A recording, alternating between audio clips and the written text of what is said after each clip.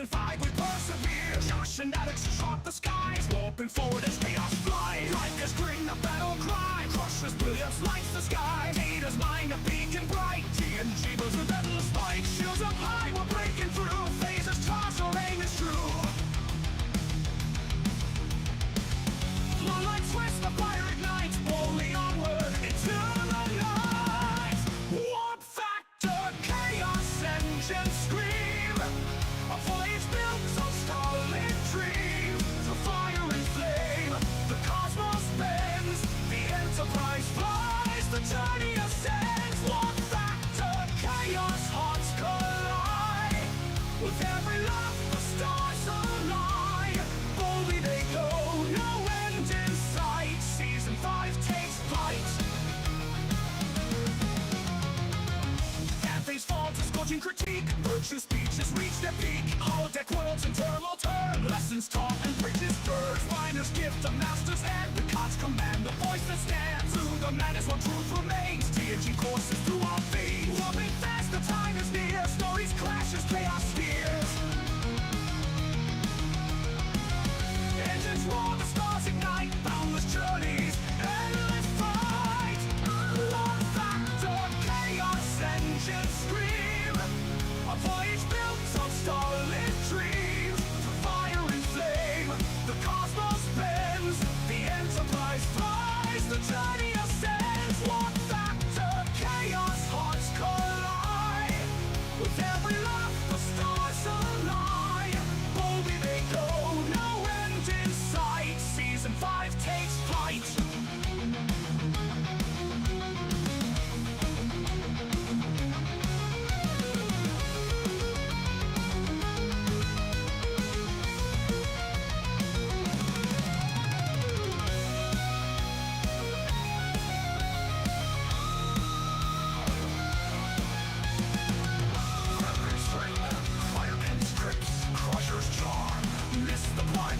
Warp factor, chaos engine scream.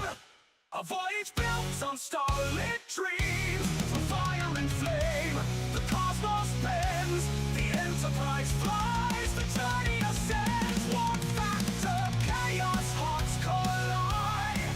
With every laugh, the stars align. Boldly they go, no end in sight. Season 5 takes flight.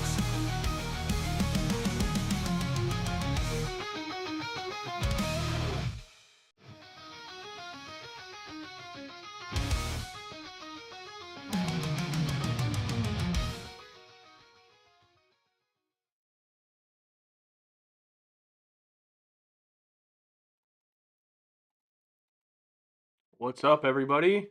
How's it going? Let me know if you can see me and hear me okay. Looks like I'm a little bit dark, so I might brighten this up a little bit.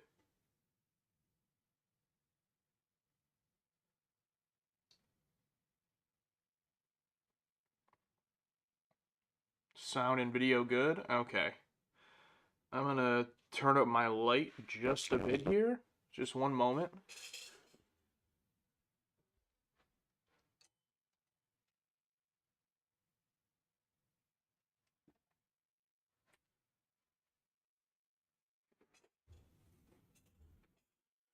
Okay. I think that looks good.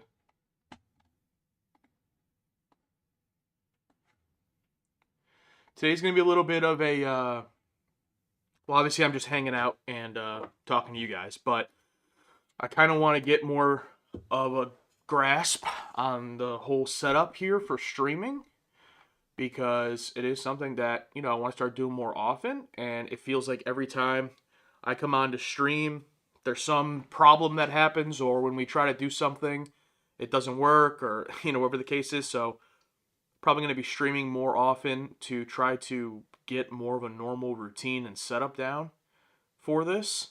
If you weren't here a couple days ago, I did a stream which was pretty fun, and was mostly just hanging out and answering questions. Today will be similar, but maybe we can do a couple more, or try to do a couple more fun things today whether that's maybe watch some stuff or do something to kind of test out my system here, because I really want to get this down. I have everything except for like a capture device. Like I can't game or anything on stream right now, but aside from that, I have basically everything here that I should be able to stream and do whatever I want. But it just seems like for whatever reason, because of my knowledge level as well as some other stuff with my setup, I just can't seem to really be able to do stuff. So the first thing I want to absolutely learn how to do is get the chat on screen here so that people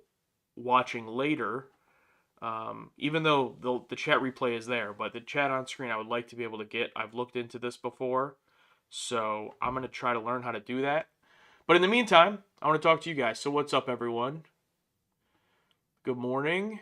Good morning, Rob. It might be morning for some people. It might be evening for some people. I don't know where you guys are at. It is 11:30 a.m. here for me on the East Coast of the United States. When you are having to change your space, it can be tough. You have more of a permanent setup now, don't you? Yes, correct. So, as I hear King Boo, my cat, coming down the stairs. What's up, buddy? If you knock something over, I'll have to take you back upstairs. Be good.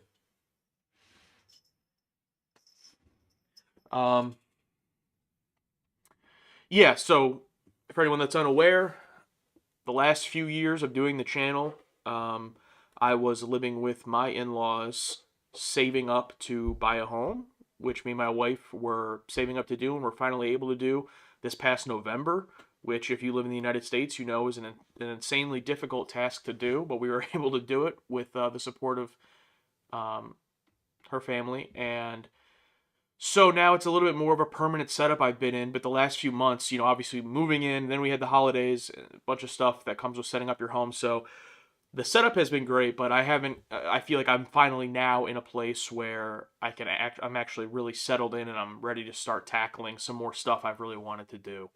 So, and thank you guys for the congratulations. I appreciate it.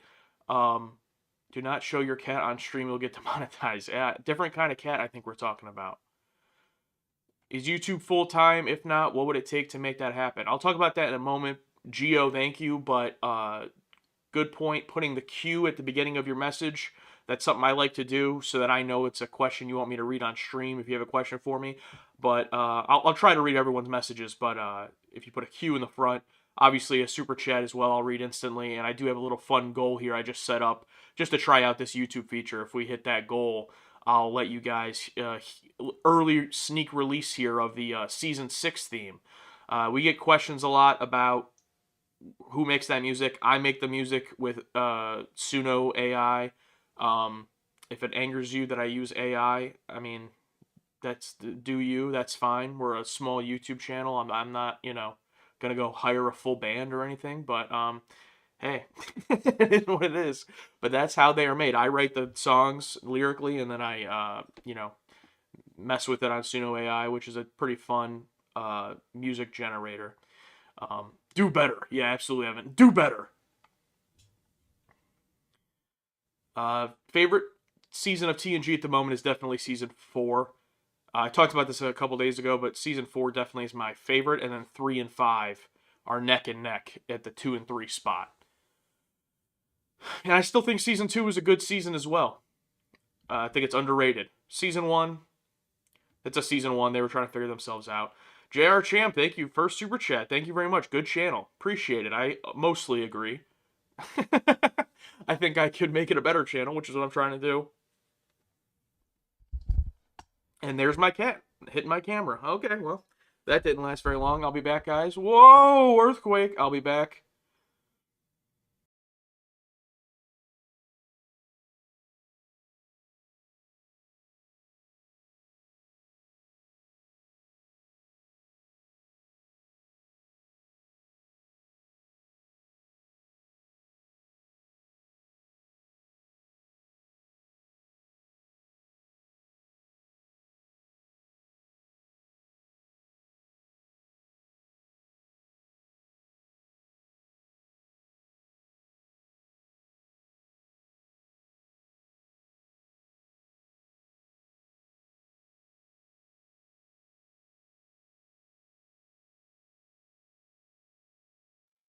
Okay, anyway. Minor inconvenience. He's a good cat. He's a good cat. He just likes to knock things over.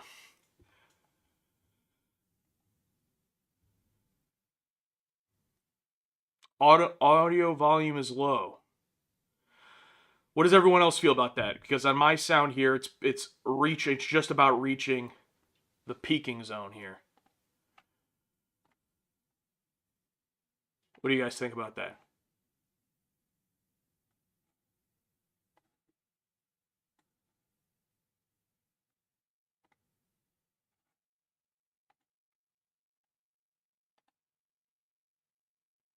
Okay, perfect. Okay.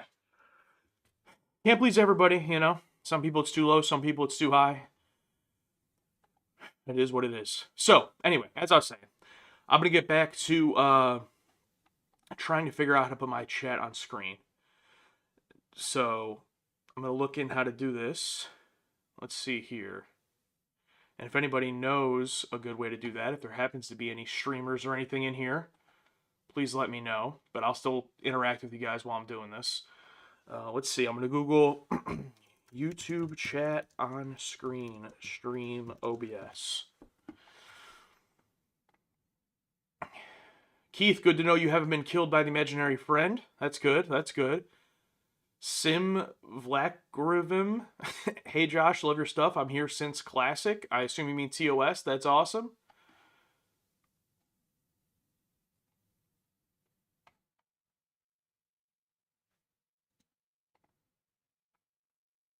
Let's see.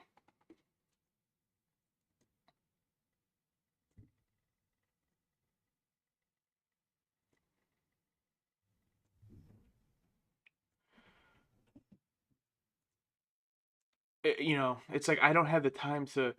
I start watching a tutorial and it's like, all right, sign up for this streaming website. It's like, no, immediately it's like, I'm out. I can't. I'm out. Sorry.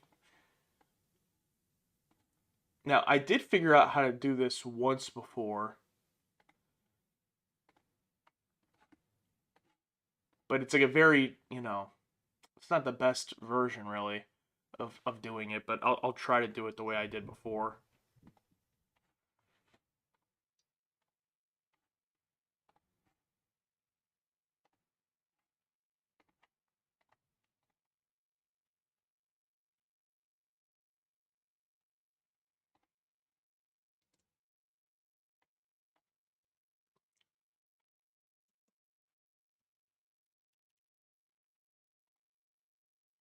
I do also remember at some point there being a website that I tried to use once, and it just didn't look that great.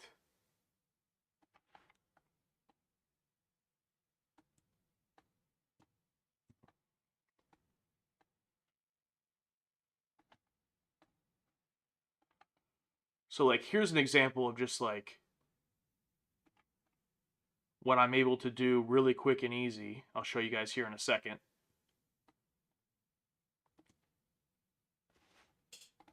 So, like, something like this. This is just the YouTube chat, basically plastered onto my screen. But I feel like this is so just like obtrusive and just like this black box up here that takes up so much room, you know? But this is like the only way I know how to do it.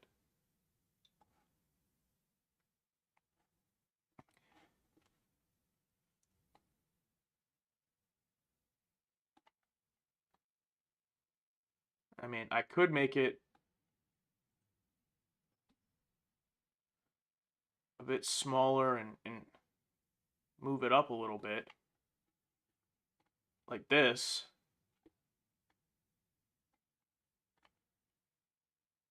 I mean, what does this look like to you guys? Does this look like something, is this like really annoying and obtrusive to just have in the corner of the screen like this, or is this okay? Can you even see it and read it?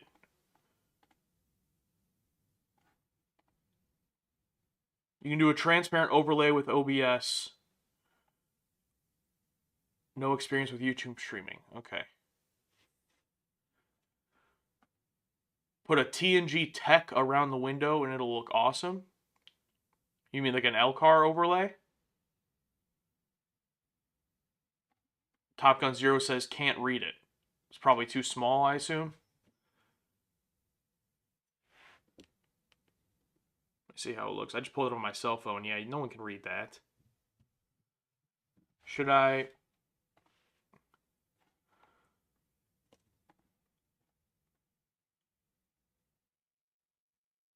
Using Stream Elements? Yeah, I know.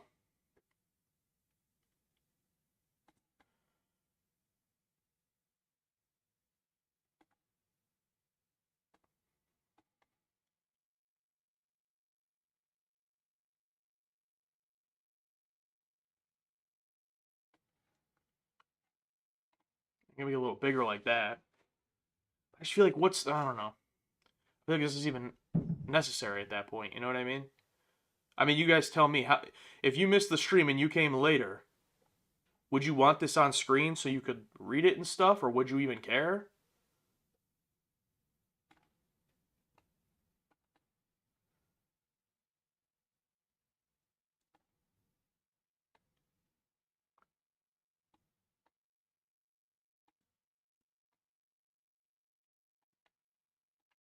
What if I did it like this? Can you read that? A lot of people say they don't care. Does this look better at all?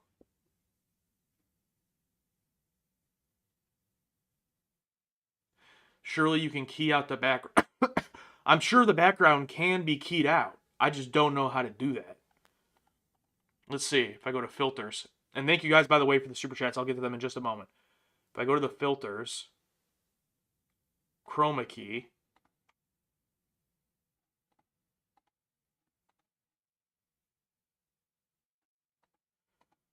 custom color, and I select black.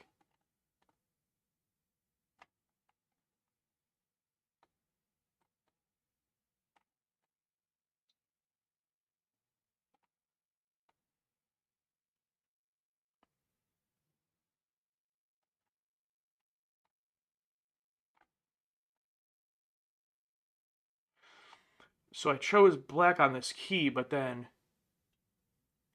it looks like even though the text was white, it's still gone.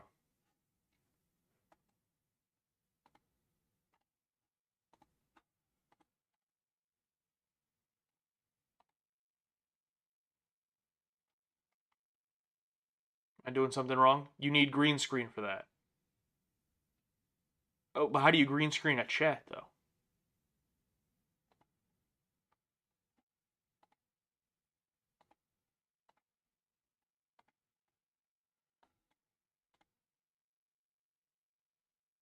Okay, that looks a little better. Okay, wait a minute. Cooking with gas.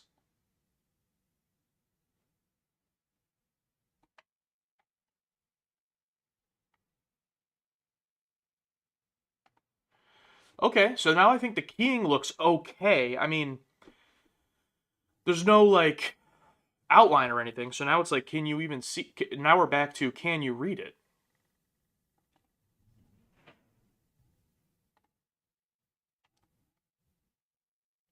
1,000 times harder to read. Okay. All right.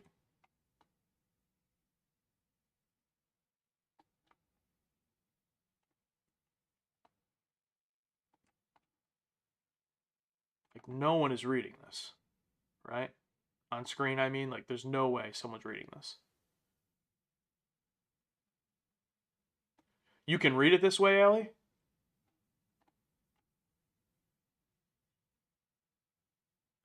If only there was a way to, like, kind of outline, you know, these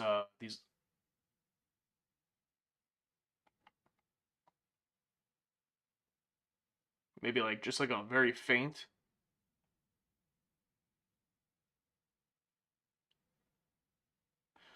All right, this will have to do for now.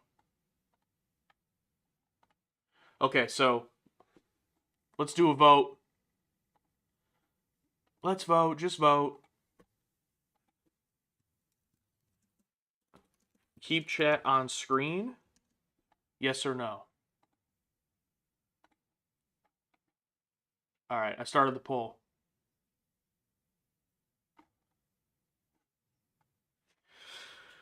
Anyway, okay, let's get to these super chats.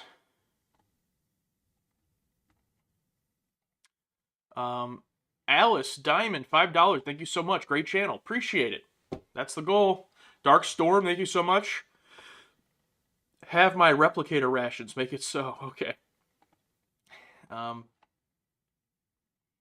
Where are we at with the... Okay, we're 66 at 34. I'll let it go a couple more minutes. But looks like people are saying yes.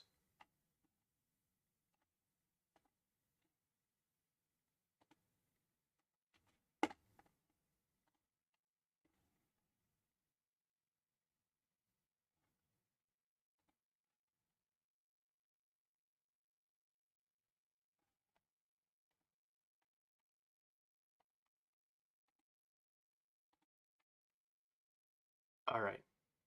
What did you miss, Webb? You missed me trying to figure out how to put chat on my screen and just showing my lack of skill.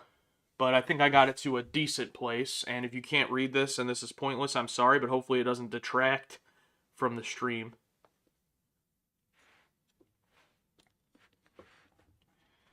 I did think it'd be just fun, though, to have this for streams, you know?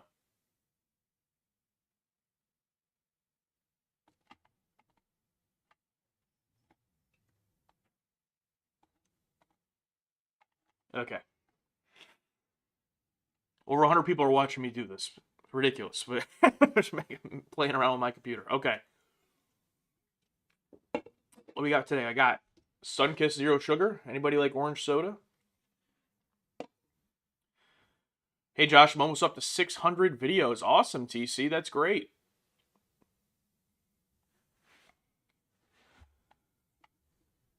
Have you ever lost content due to technical difficulties? Yes, Jesse.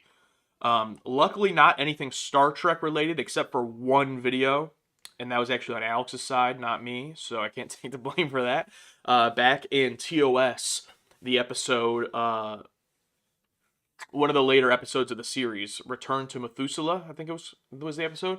Alex's memory ran out on his computer, and when he finished his OBS recording, so we were doing virtual recording for TOS, and so we each saved our own video files, and when he finished his, it just immediately deleted it. Like, it didn't save it because he didn't have memory on his computer, and there was no way to recover it. So we actually had to do a second time watching if you go back and watch that one, so we did it live, which was fun. But that's the only time Star Trek related. Then once coming into person, the only time we had a technical error loose videos is I use obviously external drives for all the video stuff because the files are way too large. Like, my computer gets filled up every week.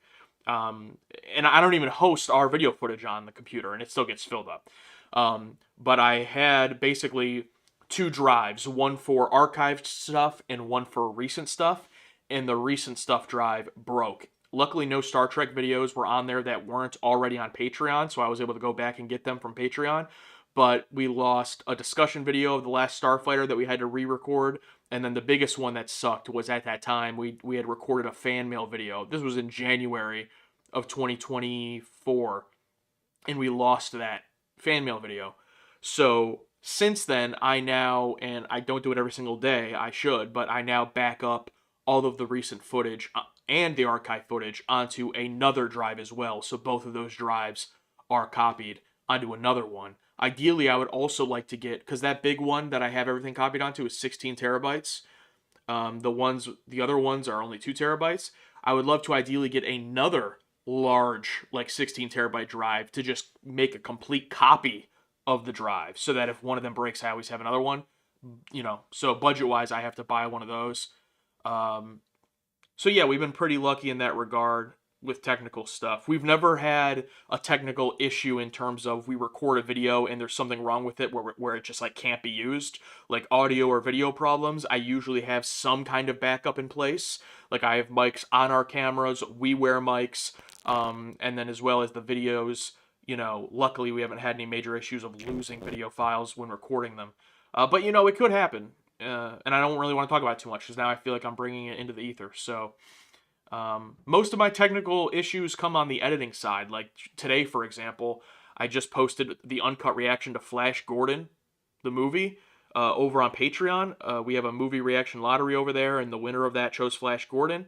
And for whatever reason, first of all, I keep forgetting that I have a disc drive that I use to get the footage from what we watch onto the computer, and it only reads DVD and Blu-ray. So I occasionally will buy a 4K disc that doesn't come with the Blu-ray, like just the 4K, forgetting that my reader disc drive doesn't read 4K. And then we watched it, and then I go, oh crap, I can't get this footage on my computer, because on Patreon we use it, we blur the image, we can't show it, but we use it as like a visual sync reference. And couldn't get it on there, so then I had to re-buy the movie on Blu-ray. And even though the Blu-ray and the 4K have the exact same time code, and when I get them onto my computer, I use the same exact settings, for some reason there was just like a very minimal drift between those two versions. So it's just always crap like that I'm dealing with. Or just how slow my computer is in general, because it's a Mac from 2018 that I desperately need to upgrade. So it's just, doing things like I can't have anything else open on my computer while having my editor open or having Photoshop open, because it just won't work. That's why streaming has sometimes been so hard in the past, because if I have OBS open and Chrome, my computer's like running on all cylinders, basically. So, anyway, what was the question? Yeah, those are the only times I lost video stuff. Thank you so much for the super chat, Griffith Arum, $10. Thank you so much. I mean to you because I love you. I'm sorry, baby. That's okay. I appreciate it. Sometimes we take out the anger on the ones we love. Can't help it. Well, you can help it. You shouldn't do it, but it happens. That Junk Man, nice to see you. Did your channel in 3 years on an old slow Mac? Yeah, I'm looking into a Mac Pro, like, they put everything just in those boxes now, where it's like instead of a tower, it's just a box. Because my Mac is, the classic whole thing in one in the monitor. The box looks pretty neat, but then I'd have to buy my own monitors or get hella expensive monitors from Apple. So, I don't know. I'm looking at a bunch of options. I would also love to get another camera. So I'm sure maybe you've noticed, but recently in my new setup, we now use 2 cameras because Alex bought a camera, and he just coincidentally bought the same exact camera that I have, which is the Sony ZV-E10. And so now he uses his camera, he brings it over when we record. But I would love to get a third camera for our discussions, because then we could then have our normal wide shot and then also have an individual shot of myself and Alex. I think that'd be pretty awesome to be able to actually switch through camera shots in the discussion. But that's another thing that's just, budget allows, down the road at some point. Okay, I have to go way back because someone asked at the beginning if YouTube was full-time, and if not, what would make that happen. So no, it is not right now. Both me and Alex work full-time in addition to this. And I can't speak for Alex. I don't know if he has any plans to ever do this full-time. But for me personally, we have a goal on Patreon that I set up when we restructured our tiers on November 1st. And the point of the goal was that when we reach it, I would then be comfortable enough to do this full-time. And the reward for that goal, for the audience side, is that when we hit that goal, we'll go up to 3 episodes of Star Trek per week, uncut on Patreon and edited for YouTube. So we started out, 1,000 members was the goal of the new tiers, which was $10 and up. And we're already all the way down to, this morning when I updated it, 243 left. So we've made it a long way. And it's been actually much faster than I would have ever expected. So I'm greatly appreciative of that. And I'm so glad the community's really been enjoying the Star Trek journey, as well as the Expanse and other things we have going on over there. So if and when we ever hit that goal, I would then be comfortable with making that transition. And from a recording standpoint, there wouldn't be much of a change because, for one, like I said about Alex, he has his own stuff going on. But two, we record a lot. Like, we already record a lot of content. So really the bottleneck of it all is the editing side. And I'm not going to feel right paying an outside editor if I can't even pay myself, via the channel, adequately. So I'm still editing everything myself, along with my wife Haley helps. She edits the Star Trek YouTube videos mostly. Alex will edit a video here and there, and then shout out to Steve. He also helps me with some edits here and there when he has time. But as far as like a full-time outside editor, that's not really possible right now. So anyway, long story short, that is what would happen for me to go full-time on this, which would be, hitting that goal on Patreon. And but even if we never do, and I end up doing, I'm always doing this part-time, it's still a load of fun, and I really enjoy it. And I never thought I would have even had, this much of a community. So getting to talk to all you guys is awesome. I got some super chats here I want to make sure to read. So okay, Andy, thank you very much. I love you, Josh, but we only have 14 hours to save the Earth. I'm just gonna assume that's a reference to something. Is that from Flash Gordon? We watched it over a month ago already, so I don't. Wrestling with gaming. Here's something to put towards upgrading your computer to an M5 Multitronic unit. Live long and prosper. Thank you so much. Appreciate that. And yeah, an M5. That'd be a huge upgrade from what I have. Oh my goodness. Ixarathis, I think is how you pronounce it. Thank you so much. That's super generous. Super chat. Thank you. You are my favorite YouTube channel, and you guys seem like you're fun to hang out with. Just like my IRL friends, except I can talk Star Trek. Live long and prosper from Germany. Well, thank you so much. That is amazing. Amazingly generous from you. Thank you. And from Germany. That's awesome. It's always interesting to hear where everyone's from. My ignorant ass here in the United States, I've only ever been to Canada outside of the United States. So, would love to travel abroad one day, maybe. But thank you so much. Wow. Let's get W's in the chat.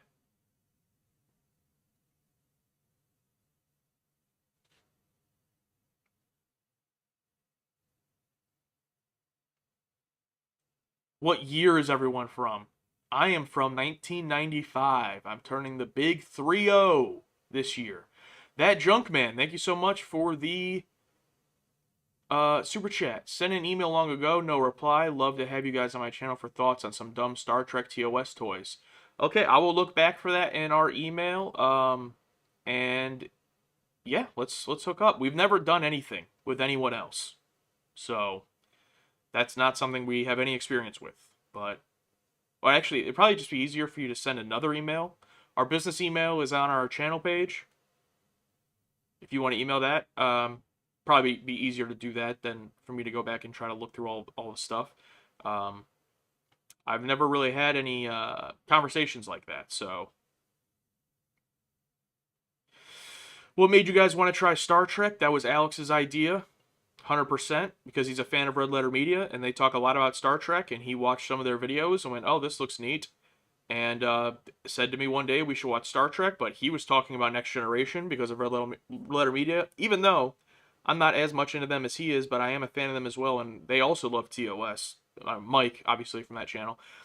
So we went to go watch it, and I was like, hey, well, shouldn't we start at the beginning with the original series? And thank God we did, because I love it.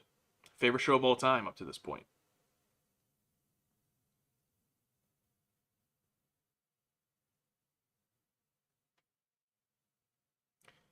Graduated high school in 96. There we go. Grew up in the greatest wrestling time period, 100%. I do think that the Ruthless Aggression era, of course I'm biased because this is when I was a kid, I do think the Ruthless Aggression era from like 2002 to 2006 is a low-key underrated era right after the Attitude Era, but definitely, from like 2007 on, it definitely went back to, early 90s into the late 80s of I'll always love wrestling, but it wasn't as hot, obviously. But I feel like it's heating up again now, so. Are we going to get any more marathons? What do you mean by a marathon, Gavin? I'd like to know what that means.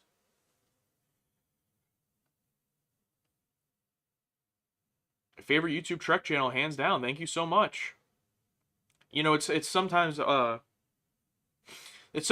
to believe we're anybody's favorite channel, but I mean, Star Trek or about anything because of just because of who we are, and the type of comments that we see. But we're no different. Every channel, gets mean comments and everything like that. But we really do appreciate hearing that stuff from you guys. Thank you.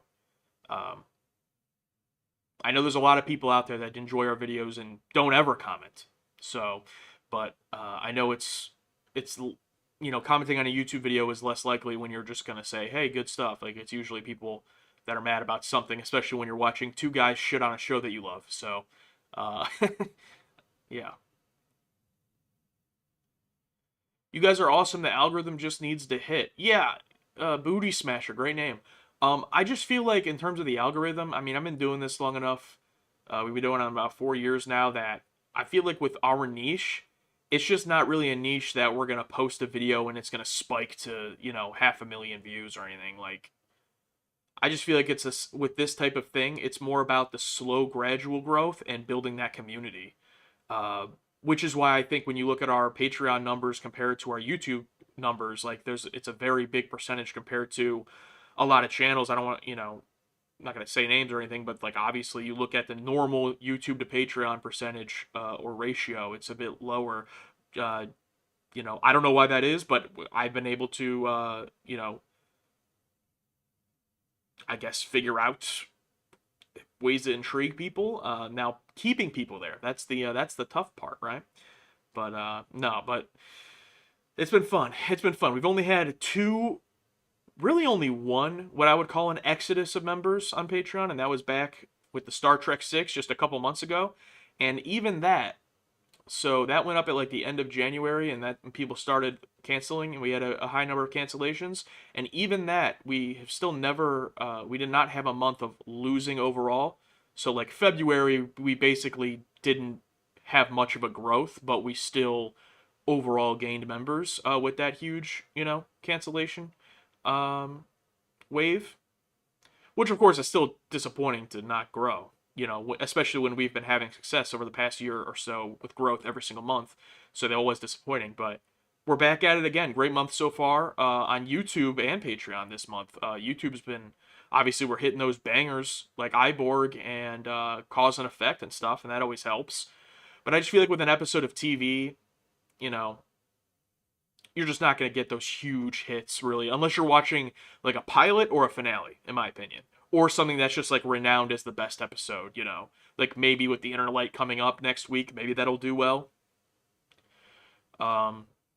But I think once I posted, I mean, yesterday's Enterprise did pretty good, but once I posted Best of Both Worlds Part 1, which I had been, so hyped about from everybody, and it didn't perform, I think it got like 17, 18,000 views in its first week.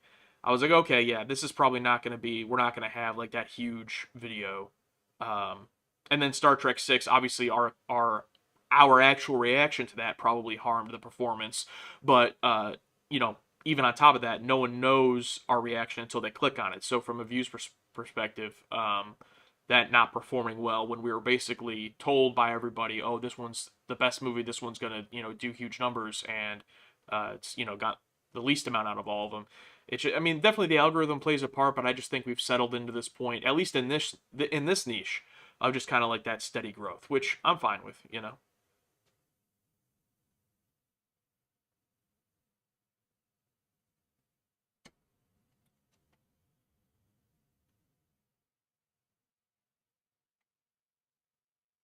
Thanks to you guys, I don't feel so lonely with my love for Star Trek. In my country, no one gives a shit about this franchise. Chaotic Ginger. Well, I appreciate that. And what country is that? I feel like no one in my country gives a shit either. In terms of like real life, I mean, one of the reasons I was so ignorant to Star Trek is no one in my life ever talked about it or mentioned it or was a fan of it. I knew about this, culturally, and I knew about a few things from Star Trek culturally, but for the most part, it was like no one ever talked about it. Harry Pothead, good old Harry Pothead, you were hands down my favorite Star Trek channel. That's why I became Bridge Crew. I do watch other channels, but I have more fun on your channel than any other. Thanks, Harry. And Harry's one too to give us some shit back, but I like that when we disagree, he lets us know it. But at the same time, it's all fun at the end of the day. That's the type of discussion I love. Tell me why you disagree about the episode. Let's talk about the episode. But it's a fun time. But yeah, member of the Bridge Crew, thank you so much. That's our top tier on Patreon. And Harry, you should have just received your personal thank you video from Alex and myself. So check your email if you haven't. I just sent out the last batch of those this morning.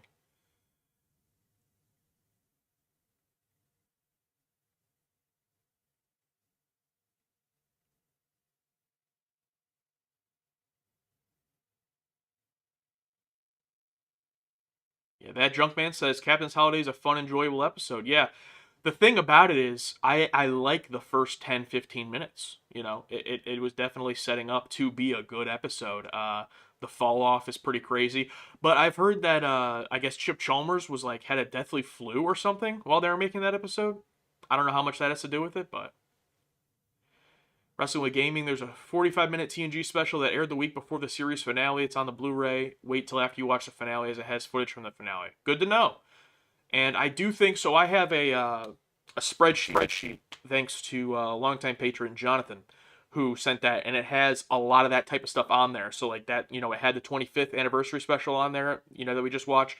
I think that probably would be listed on there too. Would be my guess. He can let me know if it isn't, but we are aware of a lot of those things as well, not just the episode orders. So I'm feeling excited about all that stuff.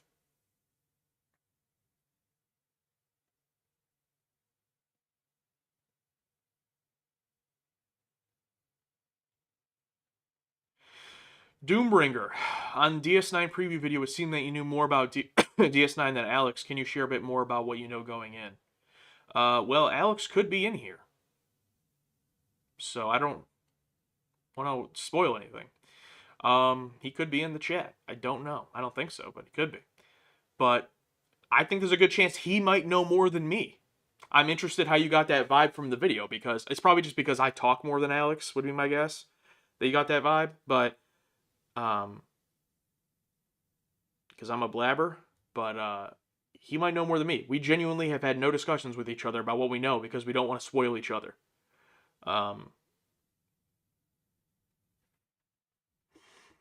But he's talking about a Patreon video, by the way, that hasn't come to YouTube yet. It will after the season. Hey, Jonathan's here. I think I put that on there. Okay, cool.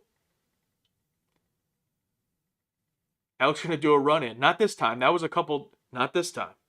That was a couple days ago. Alex did a run-in on the last stream, if you guys missed it.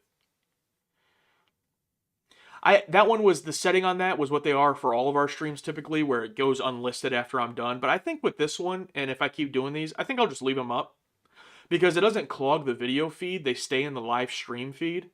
So I don't think there's any reason to like unlist this. I don't think I'm going to turn this into content afterwards. So, I mean, you guys can let me know what you think. But that might be easier if you miss some of it to come back. Because like if you're watching the live stream and then it goes unlisted afterwards, like if you had to leave and then it goes unlisted, you can still find it in your watch history. Or if you like the stream, if you give it a like, it'll still show up in your liked videos. Basically, unlisted just means if you have the access to the link in any way, you can watch it, but it's not going to be shown to you on your homepage or anywhere. But I think I'll just leave this up.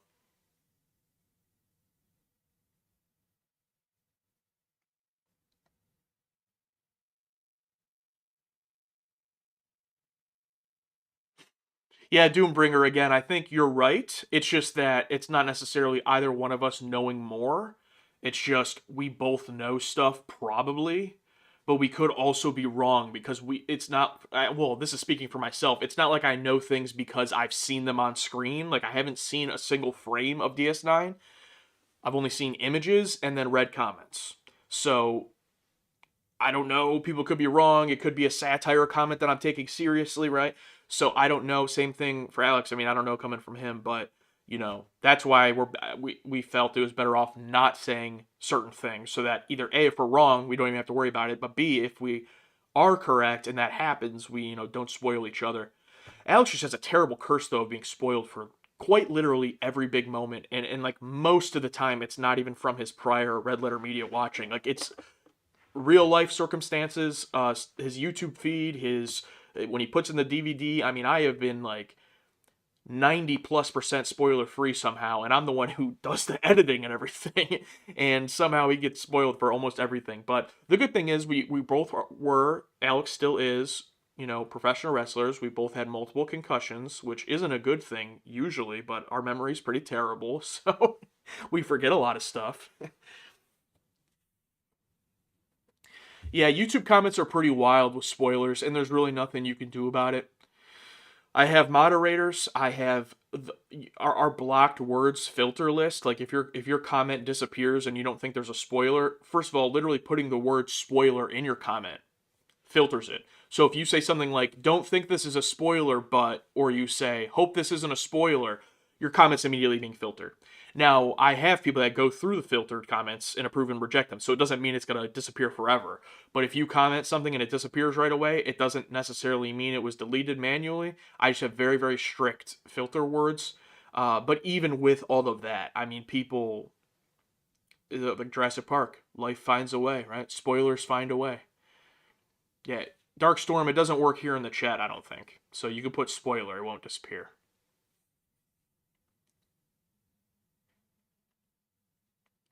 But it's crazy how, you know, I mean, people come in and, I mean, I obviously appreciate everyone watching our videos. I appreciate people leaving comments on our videos, but to try to put my mindset, like my mind in the mindset of some of these comments is like, sometimes it's wild, you know, and it's like, I'm trying to think of a good example of something we had, like someone put a spoiler because we were behind on YouTube, but we had actually already seen it. I'm trying to think of a good example.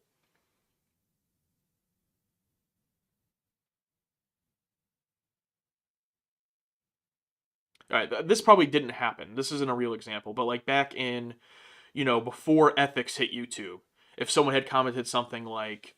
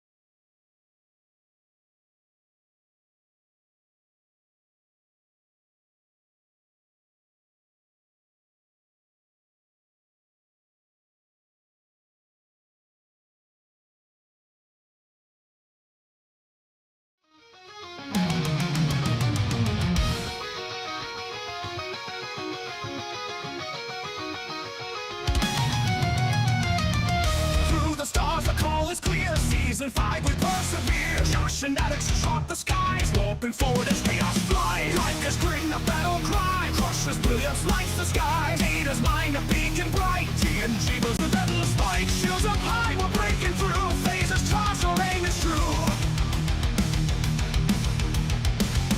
Moonlight twists, the fire ignites. Boldly onward into the night. Warp factor, chaos engine scream. A voyage built on starlit dreams. The fire and flame, the cosmos bends. The Enterprise flies, the journey ascends. Warp factor, chaos hearts collide. With every love, the stars align. Boldly they go, no end in sight. Season 5 takes flight. Anthe's fall to scorching critique. Virtue speeches reach their peak. Holodeck worlds in turmoil turn. Lessons taught and bridges burned. Finder's gift, a master's hand. The God's command, the voice that stands. Through the madness, what truth remains. TNG courses through our veins.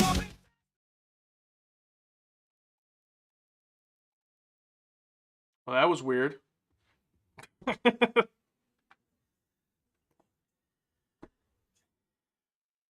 That's what I'm talking about. That's what I'm talking about, man.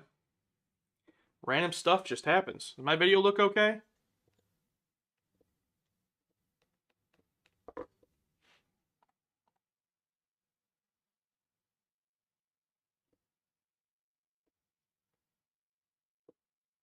Okay. Literally, my OBS just crashed. That's what happened. So, sorry for disappearing.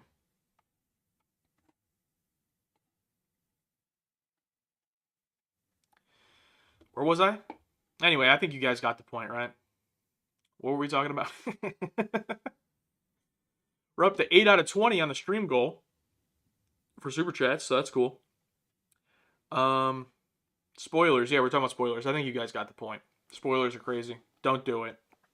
And if you think, oh, this isn't really a spoiler, it probably is.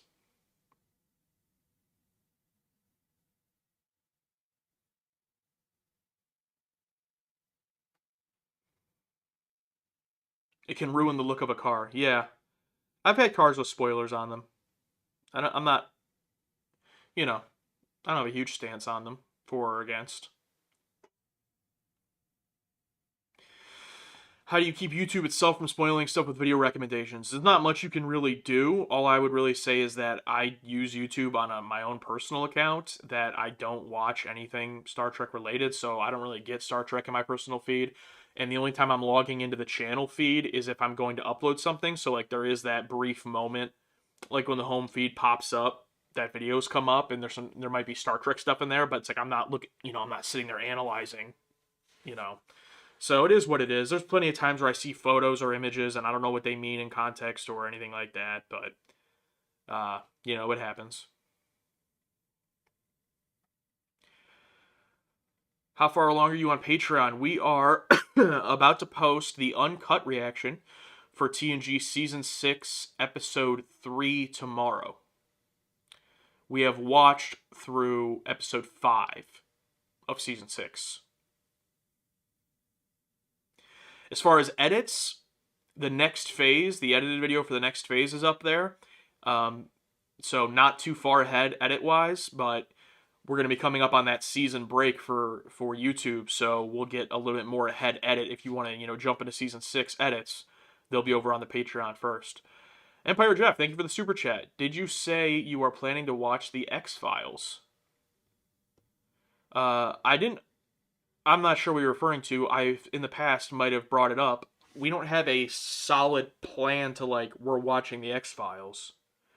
We don't have that in place, but it's definitely something we would like to watch, and if the time presents itself, we would do so. Now, that doesn't mean we would commit to, watching the entire thing, but definitely checking some of it out, and the horror gallery is not going away.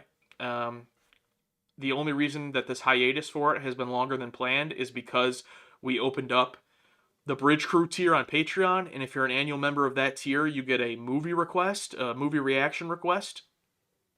I thought one or two people would pay, so it's in American dollars, it's $25 a month, and you get access to our Discord, a thank you video, a monthly hangout on Discord, blah, blah, blah. But if you do annually, which is $300 for the year, you also get a movie reaction request, and I thought maybe one or two people would do it, and we've had over 20 people sign up annually. So we're working our way through those movie requests. We record twice a week, and one day is Star Trek. So the other day is all we have, and if we're watching a movie, then, we can't do things like The Expanse or other things we do. So it has been a slow process getting through those movies. I think there's been 5 of them posted over on Patreon so far. We've watched about 9. I think we've watched 9 of the movies, and then we got a dozen more. So that's the only reason the horror gallery has not been around as much, is because that's our passion project type thing, part of the channel, and we just can't really dedicate time to it, while these things that people have literally paid us money for directly, I feel like we have to prioritize those and get through those. So it will be back. We actually just posted on Patreon yesterday the recommendations. So if you're in the target demographic tier or above on Patreon, you get to actually suggest the episodes of those anthology shows that we're watching. So those we started getting yesterday. We are preparing to do them, but it'll probably return full time sometime in the summer through the end of the year.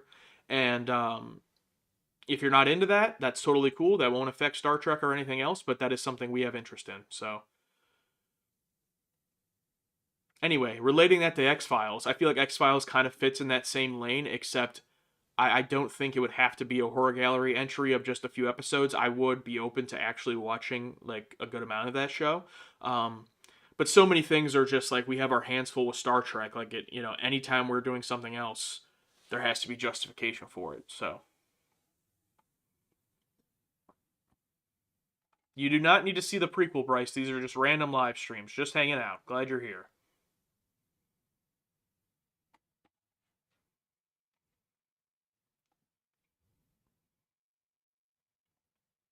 Ben, the Bridge Crew is still currently sold out, I believe. Yeah, I'll check real quick. But yes, it is limited to 50 spots. Oh, it looks like Alex just posted a edit over on the Patreon. Let's check it out. I'm gonna get it pulled up. I actually haven't watched this yet. Josh reacts to Alex edit. Let's see.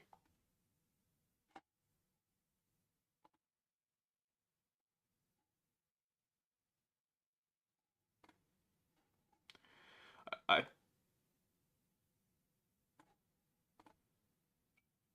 don't know what this is.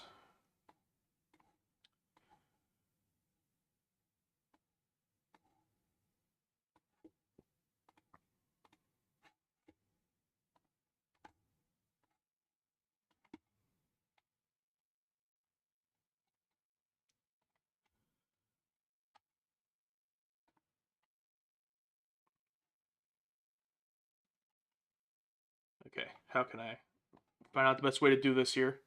Give me a moment. Take the chat off screen for just a moment. I should put it over here. No.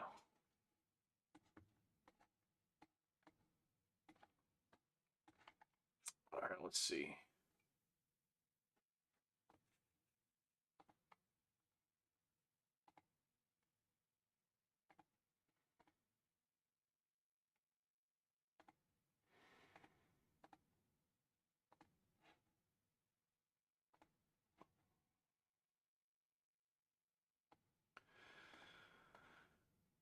Where does this show stream? Oh, they're talking to somebody else. Okay. I'm like, what?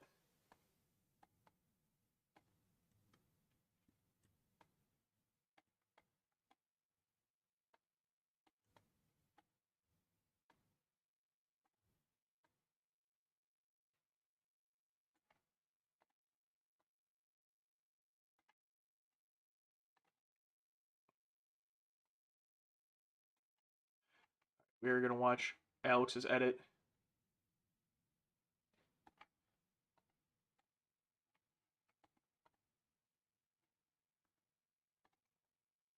All right, here we go. Now I'm going to put on some headphones so that it doesn't echo for you guys. So give me a moment.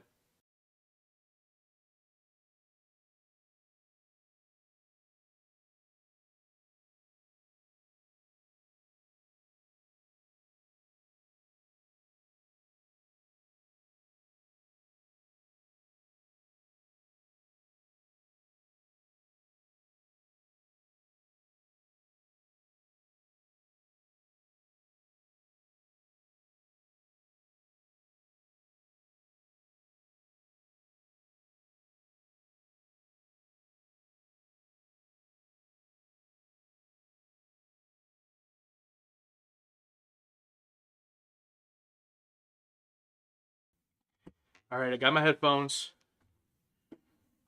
Here we go. We are watching.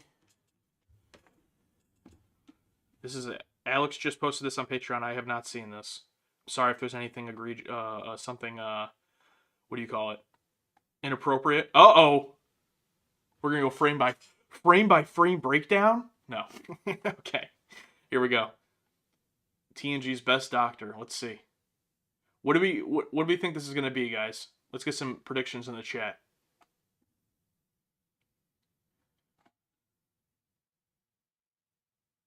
Pausing every frame. Yeah. AI Pulaski. Yeah.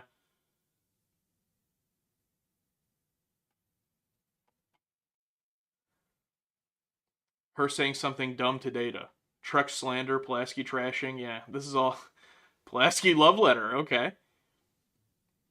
Dr. Samuel Clemens. I actually did a Samuel Clemens edit over on the patrons know. The patrons know. All right. Here we go. I'm going to get started now. You're wasting your breath, Lieutenant. Saying that to Data is asking a computer not to compute.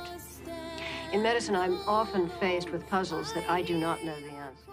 Not you. You learn by rote. To you, all is memorization and recitation. No way. We got you. Not a chance. Not this time. Oh, shit. It's a Dr. Crusher on it!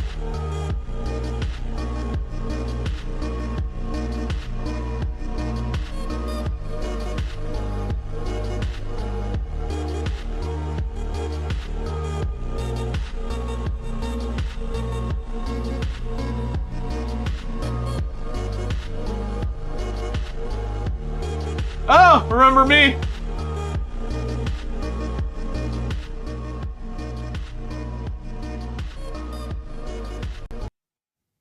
Damn. Damn, what do you guys think? Do we run it back? I'm probably going to get blocked. I just realized we're playing this copyrighted music. Do you guys put these edits in YouTube Shorts? A lot of them we do. A lot of them we do. They hit Patreon first, but if you go to our Shorts, there's a lot of them posted there. There's still some more that haven't been. Yeah, the music going to get me. Yeah, I know.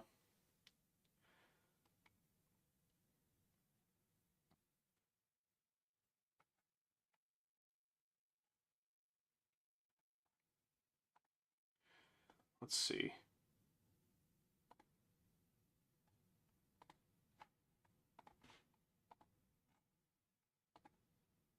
Why do I look like that? Why is it so... Why am I so close in?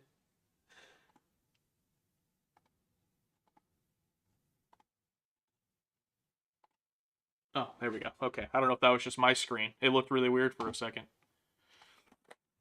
That was fun.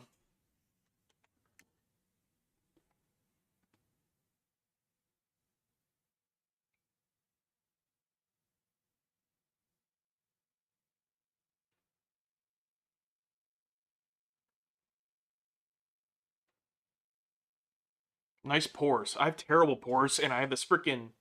Where is it? There's like the zit right here. It won't go away. Luckily, this isn't my camera side. This is how I sit in the reaction, so... Spared there. But the discussion side, I'm cooked. Do you ever play with those toys on the wall like Lord Darkhelmet? I don't know who Lord Darkhelmet is, but no, those are all in their package, so I don't. But I do, however, have other action figures, like Mayor Glenn Jacobs.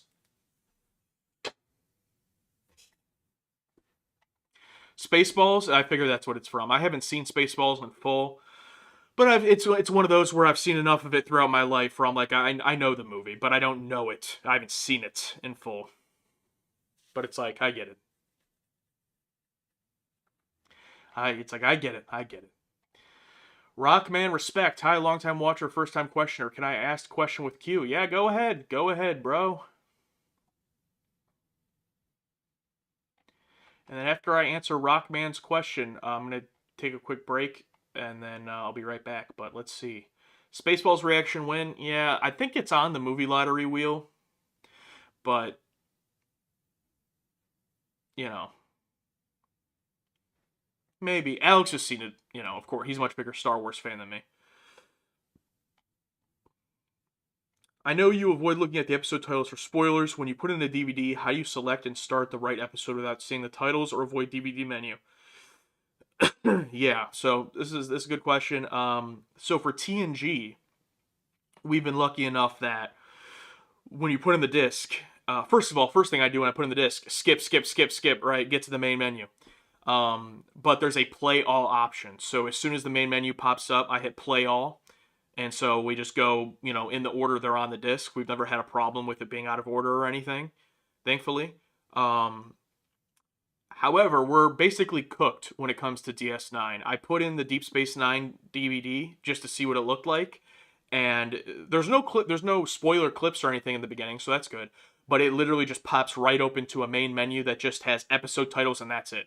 There's no play all selection. There's nothing. It's literally just like boom, and the episodes aren't even in order. They're just like scattered around the screen. I guess you're supposed to go, the patrons have told me you're supposed to go like this or something, like top left, top right, bottom, whatever. And also for Deep Space Nine, the episode titles themselves are printed on each individual disc. But the good thing with that is that they're also printed in order with their air dates, which is pretty cool. So we're basically cooked from being able to avoid Deep Space Nine titles. Alex will be a little bit more protected than me because, you know, I'm the one that sets this all up, so I'll have to see the titles. But I'll be able to kind of hide it from him, hopefully. But even for him, like, there's no play all option, so we're going to have to return to the main menu to go to the next episode. Like, he's probably going to see it as well. It is what it is. We've done our best with avoiding episode titles. I don't know how other reactors handle that, if any of them care like we did. But I think we might be coming to the end of the road on that. And if the show wants to spoil its own episode with a title, I mean, it's just like spoiling your episode with the person's name in the opening credits, right? If you're going to do it, you're going to do it. It's not our fault. It is what it is. So people have suggested maybe putting, I got to put the chat back on.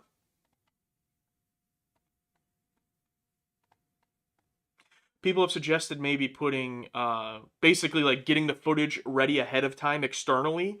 Like, you know, ripping the footage and everything externally and just playing it off of like a thumb drive or something and like naming the episodes myself something different, like episode 1, episode 2, something like that.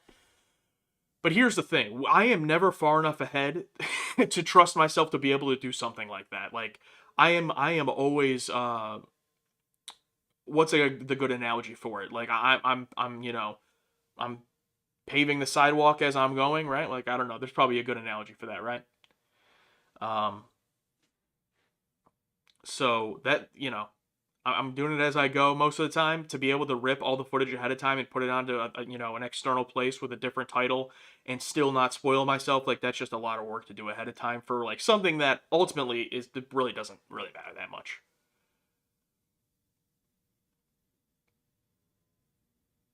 There is no cameraman. I don't know if you know this, Low Tech, if you were paying attention in season 4, but our cameraman quit and then ultimately bought the channel. So we don't have a cameraman. And there's no third person that can do any of this stuff. That people always say, oh, have someone else come in and put in the disc and choose the episode. It's like, there's no one that exists. Like, it's just us. There's no one that can do this job.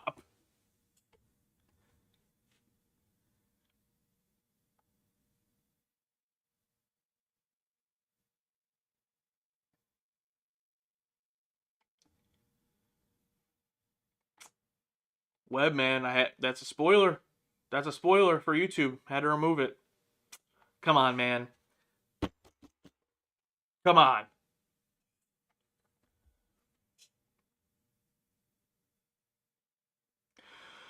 Commander Titanium, do you do these live talks regularly?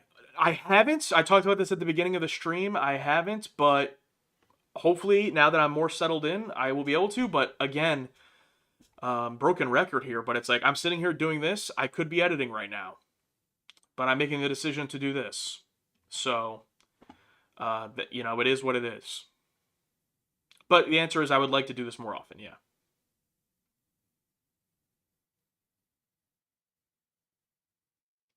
See you, Top Gun Zero. Thanks for being here. Have a good one. Okay, I'm going to take a short break, guys, like 2 minutes, and then I'll be back. And you can throw your questions in the chat. We're about halfway there on the Super Chat goal. If we hit that, I'll let you guys listen to the Season 6 theme song. You know, I don't really care. If we don't hit it, it's not a big deal. I just threw it up there because it looked like an interesting feature. Looked nice, but I've appreciated all of you guys being here for this random stream. But I'm going to take a quick break. I'll be back in just a few minutes, and we can keep it going. What do you guys want me to play? You guys want Warp Factor Chaos while I'm gone, or do you want a previous theme song? What do you want?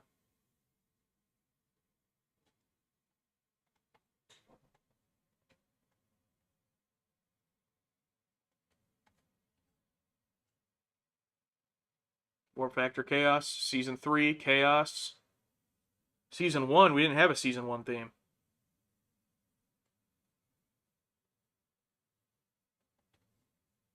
Alright, 2 people said Chaos, so I'm leaving it at that. Oh wait, there's a Season 3, Season 3. Oh, Season 3's coming in heavier. Cosmic Journey. Oh, it zoomed into my face again. Why does it do that?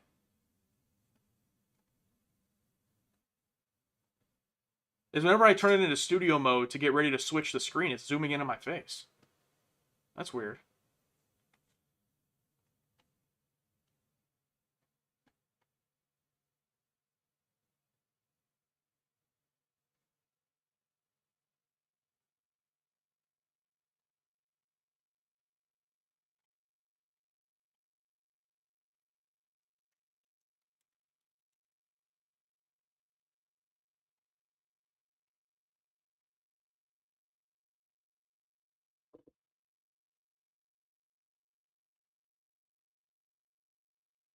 Why does it do that?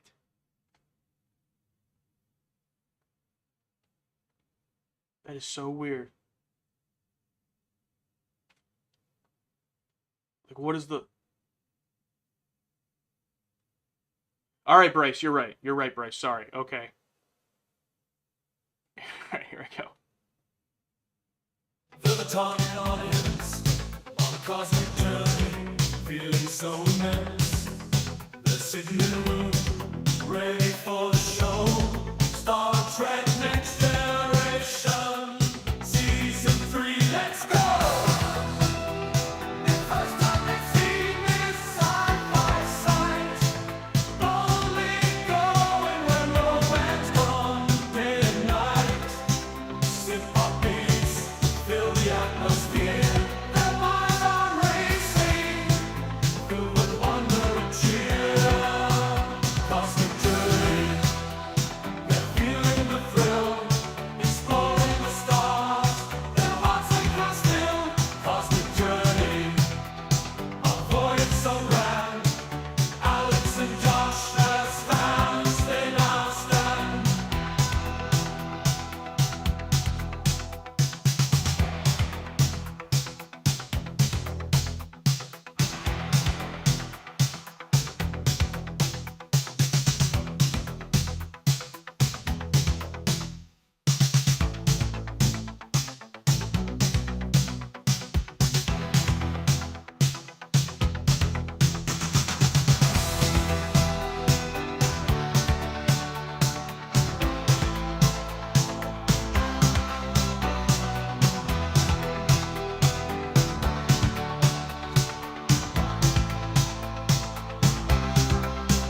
Cosmic journey, a voyage so grand. Alex and Josh as fans, they now stand.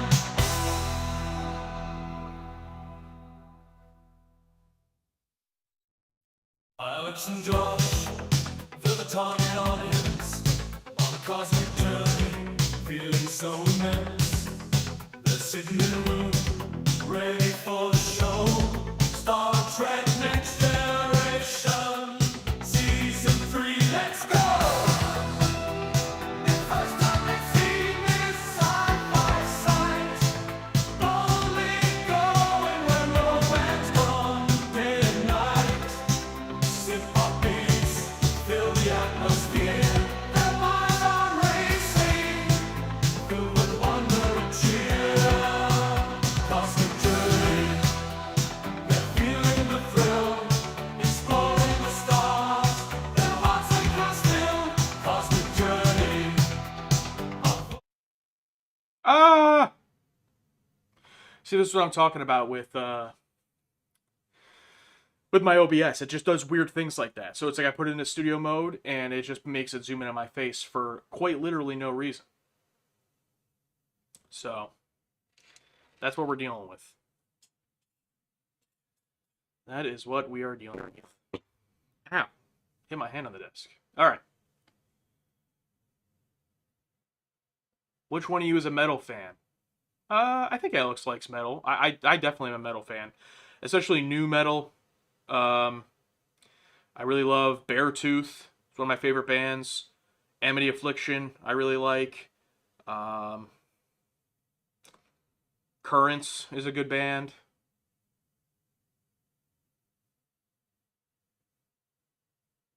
Webb, it's all right. I appreciate the super chat. Not necessary, but thank you. Yeah, I know. At least you watch it, right? At least you watch the skits. That's what matters. Classic metal is best. Yeah, I mean, I can get down to some Metallica, you know. I can get down to some classic metal.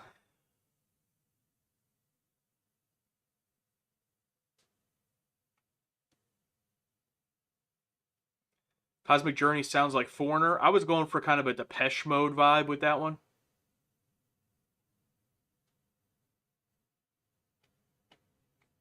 Iron Maiden, yeah, that's a good one. Motorhead! He has no School of Rock. Motorhead! Don't tell me you've never let the lead out. Great movie.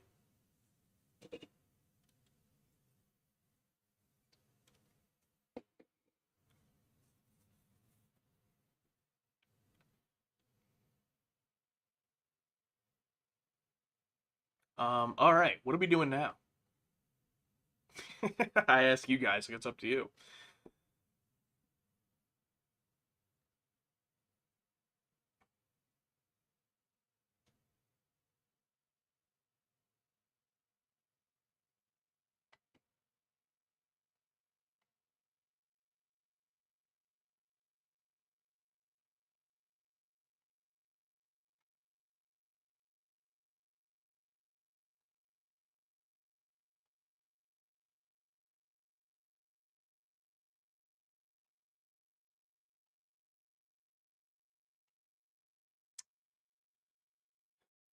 This song's theme song is tremendous.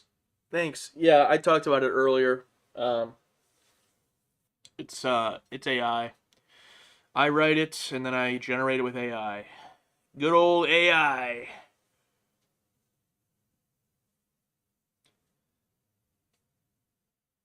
Am I a gamer? I enjoy video games. I don't know if I'm a gamer. Um, I definitely enjoy. I have a lot of retro consoles. I have a PS5. Me and my wife play a lot of Fortnite. Fortnite, you know. But I wouldn't say I'm like a. I'm not in the know on any gaming news. I don't play a lot of the single player new games. Last single player game, honestly, that I even tried to play was probably either the PS4 Spider-Man or the 2018 God of War. I tried playing Legend of Zelda Breath of the Wild back when that came out, and when it comes to a single player game, I can't get into it. Like I get a few hours in and I'm just not good enough, and I'm just like I just kind of lose interest, and you know. I'm much more a fan of simulation type games. Something like a roller coaster tycoon, a franchise mode in a Madden, something like that. Um, more of the analytical stuff or the strategic type games. Um, Big board game fan, table game fan. I love Cosmic Encounter, Munchkin, Arkham Horror, Arkham, Eldritch Horror. All those games are a lot of fun.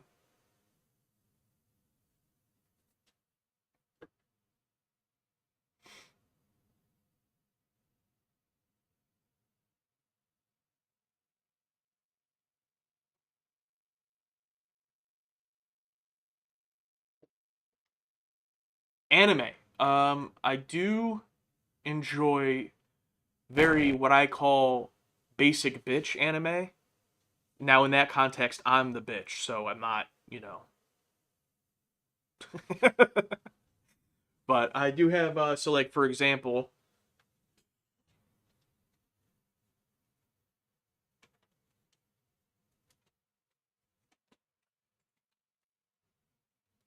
I think it was last year or the year before, but my wife got me all of Dragon Ball digitally remastered.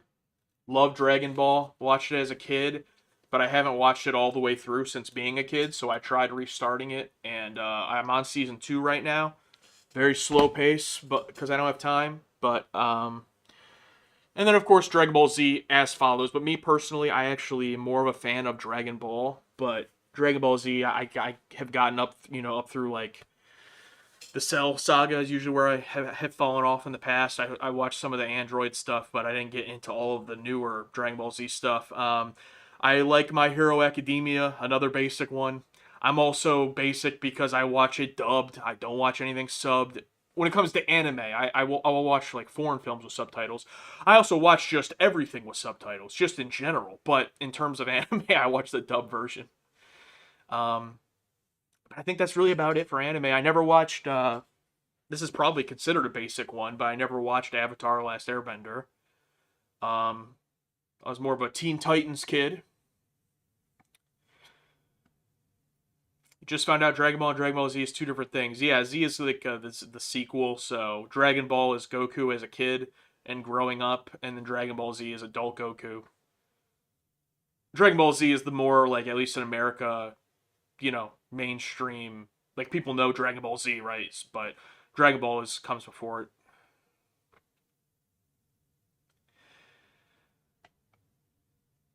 Ghibli stuff is great. Yeah, when it comes to films, my wife really loves Spirited Away and a few other ones. What's that one called? Um, My Neighbor Totoro, right? That's a good one.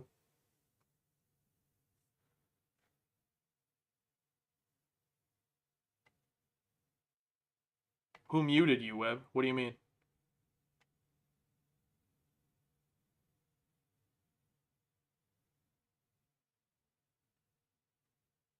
Most watched anime movie? Yeah. I really liked. What one was it? I watched one called Only Yesterday. I really liked that one. Um, Princess Mononoke and Howl's Moving Castle are two that my wife likes, but I have not yet seen. I gotta watch those ones. Um, Your Name. This is a newer release, but Your Name from a few years ago. That movie like made me kind of emotional, low key. Loved that one. Have a good day, Xerath. Thank you for that super chat. Greatly appreciated, and thank you for being here. I haven't played System Shock or Prey from 2016. No. How did you and Alex meet? We met in middle school, and Alex's idea it was Alex's idea to start the channel. This specific channel. We've both done numerous things together in the past, whether together or separate. I've had numerous YouTube channels that, and nothing we've done has ever gotten anywhere close to what this is, but this channel specifically was his idea. I think, if I can remember the exact conversation the best in my head, I think it was like a screenshot of the YouTube channel previewed, like a screenshot of them watching, who knows at the time, in late 2021, whatever they would have been watching, I don't know, Loki or something, and just saying, hey, we should do this. And I was like, oh yeah, because I watched Heroes Reforged at the time, and a few other channels, and I was like, oh yeah, that would be fun, just to watch stuff together. Like, we didn't really think of it as like something that we would do as a YouTube channel, and ultimately something we would want to do like full time. But we were like, oh yeah, just to watch stuff together, yeah, that'd be fun. And then we started watching Star Trek, and there you go.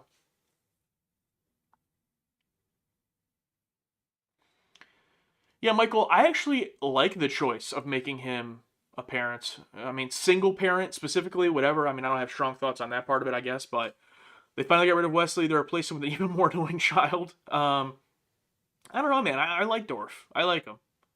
Which is rare coming from me, because, children performance is not our thing. But,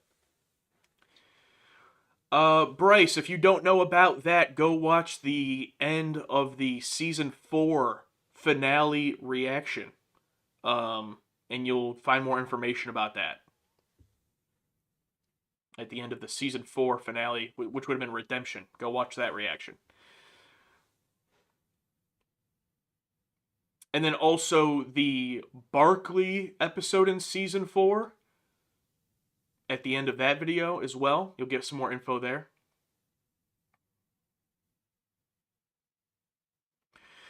Yeah, I know a lot of people are fans of the Last Airbender. I know it's a huge show. I had a lot of friends growing up who were really into it. It just wasn't something I got into. And I was, I definitely watched TV as a kid. Don't get me wrong. I watched a ton of stuff on TV as a kid, but there was also a lot of stuff that passed me by in terms of new stuff that was coming out. I spent a lot of my time during the day watching TV, like watching reruns, of 80s, 90s shows, and then also just like reruns of current shows. I usually wasn't watching TV at nighttime and prime time because I was either watching wrestling or I was doing something else besides watching TV, playing video games or whatever it was. I just didn't seem to really watch shows like new for whatever reason, which is why I was talking about this in the Bridge Crew Discord the other day. My favorite channel growing up as a kid was the Sci-Fi Channel. But then I look back and like it's funny because all of these shows people recommend to us, like Stargate, Farscape, Battlestar Galactica, all these shows, I saw commercials for all of those. I just never watched any of them because I wasn't watching the Sci-Fi Channel in prime time. I was watching it, when they would do a Beyond Belief marathon from 8 to 4 p.m. or Ghost Hunters or the different paranormal type shows. Like so I just missed all of the sci-fi originals for the most part.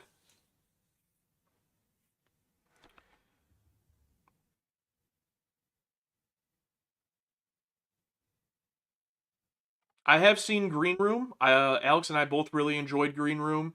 And Excalibur, we just watched Excalibur recently for a Bridge Crew movie request pick. So that movie reaction uncut will be coming to Patreon in the next weeks, in the coming weeks. We did just watch that for the first time. I haven't seen Life Force.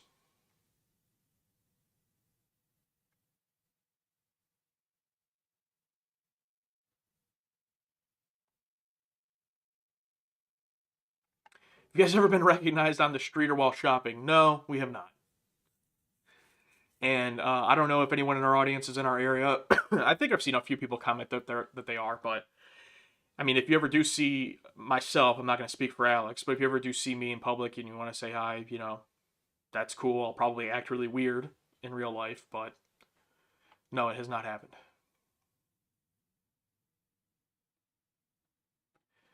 Clive Barker's Nightbreed. Okay, well, if it's anything like Hellraiser, yeah, I can see why it would be nightmare fuel for sure. I haven't seen it.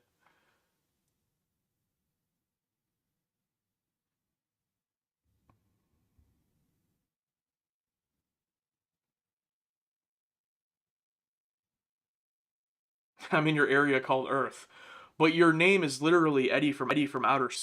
So how are you? That doesn't make any sense. You're like literally one of the only people who I feel like can't say that. Galaxy Quest. Yeah, we actually watched Galaxy Quest probably way earlier than we should have, but we watched it for our 2,000 subscriber special. If you go on the YouTube channel, and search for Galaxy Quest, you'll see our reaction. It's not the best. I'm just going to be honest with you. It's not the best reaction because we had watched one season of the original series at that point. But our audience at that time, when we hit 2,000 subscribers, they chose for that to be the movie we watched. So there's the reaction to that, and it was one of our very first Patreon reactions. We had just opened the Patreon at that time, so the uncut reaction is also available. Excellent camera, sharpness, and lighting. No, thank you, Eric. I would like to get more colors, though. You know what I mean? Like here, let me try something real quick. Alex and Josh, feel the target audience on a cosmic journey, feeling so immense. They're sitting in a room, ready for the show. Star Trek Next Generation, Season 3, let's go! The first time they've seen this sci-fi sight, only going where no man's gone, day and night. Hip-hop beats fill the atmosphere. Their minds are racing, filled with wonder and cheer. Cosmic journey, they're feeling the thrill, exploring the stars. Their hearts they can't still. Cosmic journey, a voyage so grand. Alex and Josh as fans, they now stand.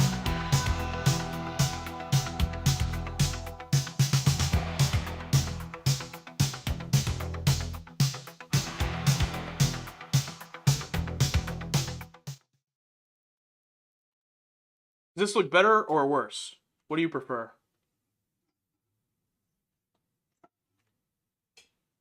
This or how it was before?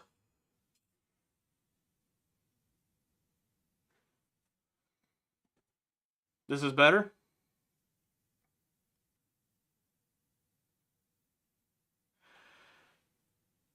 Now, full transparency, I didn't charge either of these since we used them on Thursday. They might die at some point. Oh, and I also have so I have these other lights. You can kind of see them on the shelves. These little spotlights. They don't do that much, but I lost the remote recently, so I've had to turn them on manually, which has been annoying. But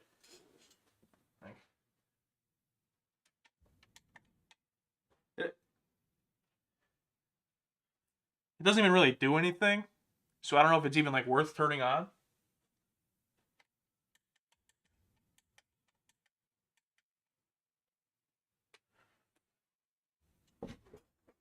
But I lost the remote somehow.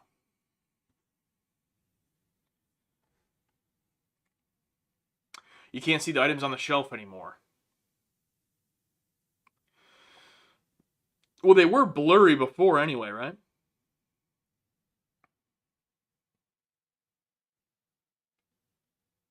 Hey, Husker Chuck, how's it going?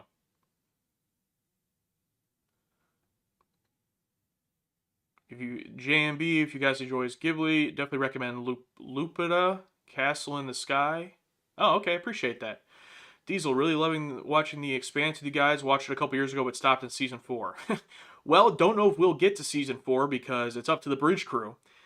Just as a reminder, we're watching The Expanse on Patreon because the Bridge Crew selected that show. We're going season by season, so when we finish season 2 here soon, it'll be up to them if we go to season 3 or something else. Doesn't mean we'll never return if they do choose something else, but I just want to make sure. We've had some controversies in the past about apparently claims of not being clear, even though I feel like in literally every single video we do for anything, we set the expectations pretty clearly, but we are not committed to the entire show. It is, well, it doesn't matter if we're committed or not. It's not up to us. It's up to the Bridge Crew patrons, so. Bridge Crew is, it's our highest Patreon tier. It is currently sold out, but the people in that tier get to decide what we watch for that Patreon exclusive. Would you consider doing a rewatch of Galaxy Quest? Yeah, I would consider that, absolutely. I don't think reactions that aren't first-time reactions are really... There's not that much of an audience for them, which is, I totally understand why. So, I don't know how well that would do, but yeah, I would consider it.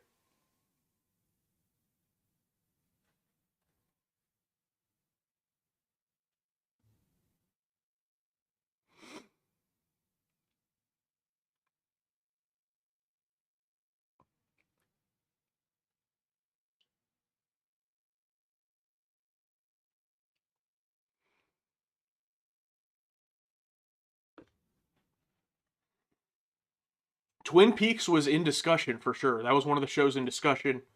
X-Files was in discussion.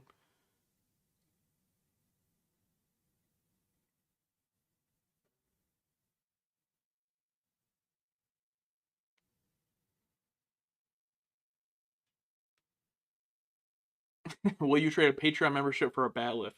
That's funny. Let me see here real quick, actually.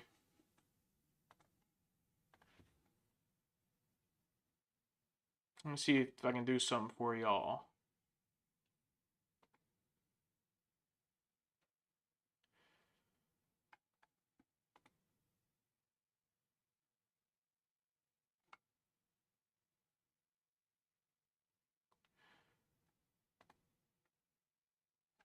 All right. I don't know how many of these are left, but for anyone that does want to check out the Patreon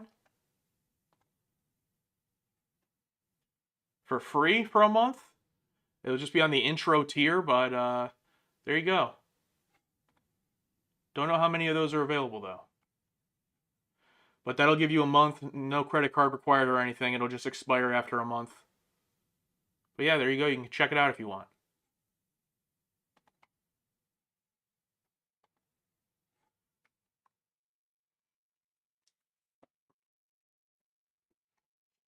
It also comes with a keylogger. No, I'm just kidding. The link is safe.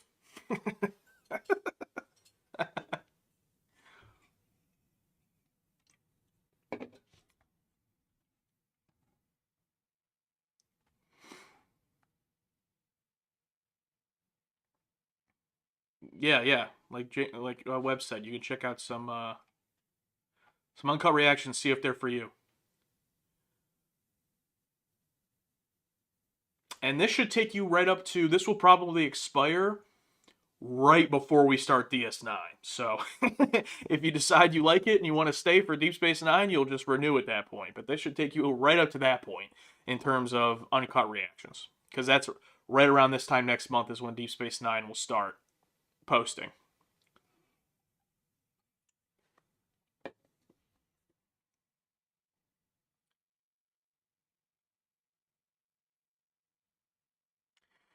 Do you have a favorite Trek character so far? I've always loved Scotty. Oh, you're talking all of Star Trek so far. That makes it a lot tougher.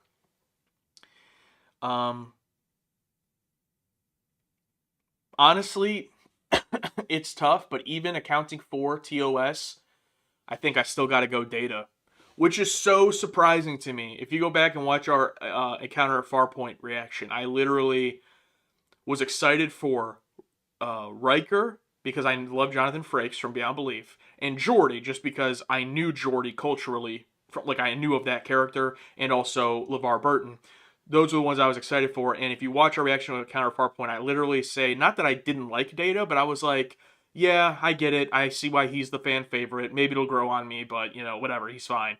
So for it to be such a massive, like, gap between him and most of the characters on the show, it's not that crazy, but I love basically all the characters on the show. But Data is just, Brent Spiner is just, if I could interview probably anyone, like in a podcast style or something like that, it'd be Brent Spiner.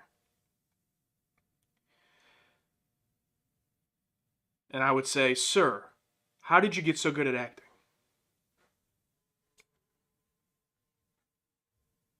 I would come to him with tears in my eyes and I'd say, sir,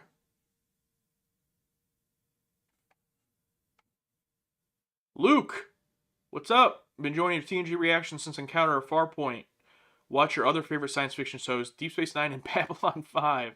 Any idea when you'll get to Babylon 5? Probably after our Star Trek journey, if I had to guess, or if the bridge crew chooses it. Those are probably the two possibilities.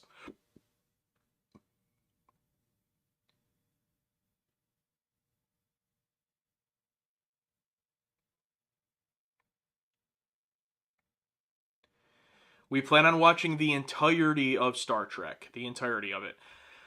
However, I mean, the one caveat to that is that when you say classic series, Bad Weather Gaming, I mean, people would say that there are people that would say only TOS is a classic series, only TNG, only this, only that.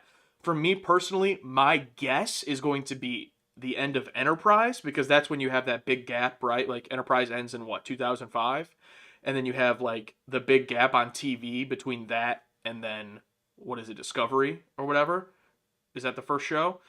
So I feel like at that point, not that we'll stop, we're still going to watch all of it, but we're going to have a plan in place of what do we do for this, what do we do? Because probably just a first time watching reaction, like, that's not going to be enough to sustain the channel with just the new Star Treks.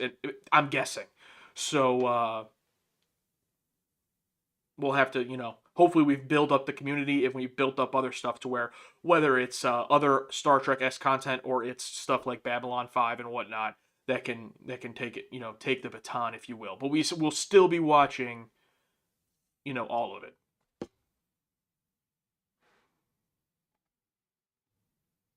Always 10 episodes of Star Trek Continues. Yeah, and we're definitely looking forward to watching more Star Trek Continues when the time is right. We enjoyed that one we watched for sure. This guy has thumbs. Deep Space Nine is your favorite Star Trek series by far. Yeah, I'm very much looking forward to it. I'm very excited. Diesel's the world's biggest Enterprise fan. All right, that's cool. That's cool. I have seen Star Trek intakes, and as far as stuff we've already seen, I have had people send a number of those. I have seen them. Yeah, I think it's a very interesting thing to take the outtakes and put them in. It's pretty funny. Eric Taylor, not sure if you've answered this before, but do you guys have any plans to watch the Orville or Andromeda? Andromeda, is that the... Which Andromeda, what is that related to? What series is that related to? Or is that its own thing? Or is Andromeda the Gene Roddenberry series? Anyway, we don't have solid plans, but we are absolutely going to watch the Orville, when we get there at some point. Andromeda, I feel like I've heard of before, but I'm just not 100% sure what that is. Travelers Travels has to go to work? All right. Hey, thanks for stopping by. Have a good one.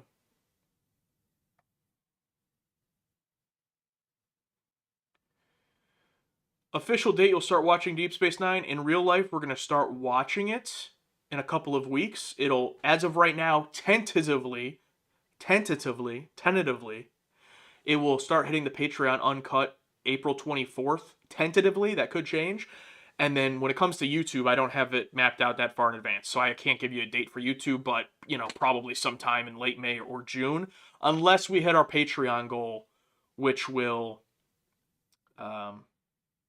take us to, if we hit the Patreon goal, we'll go up to 3 episodes a week, so then DS9 would obviously become faster on YouTube, but... Okay, yeah, Gene Roddenberry's Andromeda. It was cringe, okay. But you still watched it. All right.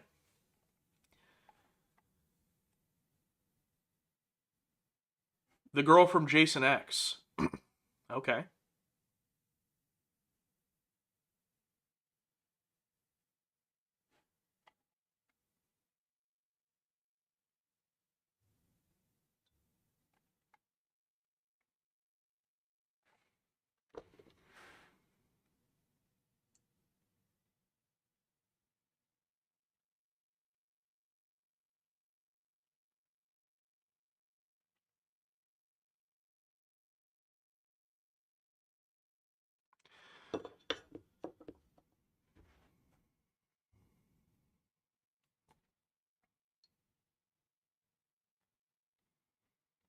Sequest DSV. How about C Lab 2021?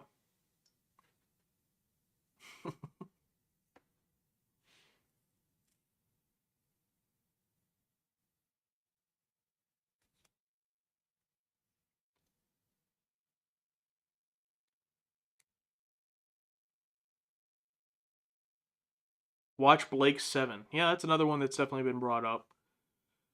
But I mean, you say no one watches it on YouTube. Like, is there a reason for that? Like, I feel like, if there was an audience, someone would probably watch it on YouTube, if you get what I'm saying. But I don't know. How much of it is the channel size versus the audience size for that show? I don't know. Connor, what's up, man? Nice to see you. Connor's in the Bridge Crew. You'd watch C-Lab 2021 with us? Yeah, I haven't seen C-Lab since I was way too young to be watching it, but I a lot of late nights in elementary school, staying up later than my parents knew about, watching Adult Swim. Maybe that's why I'm so messed up today.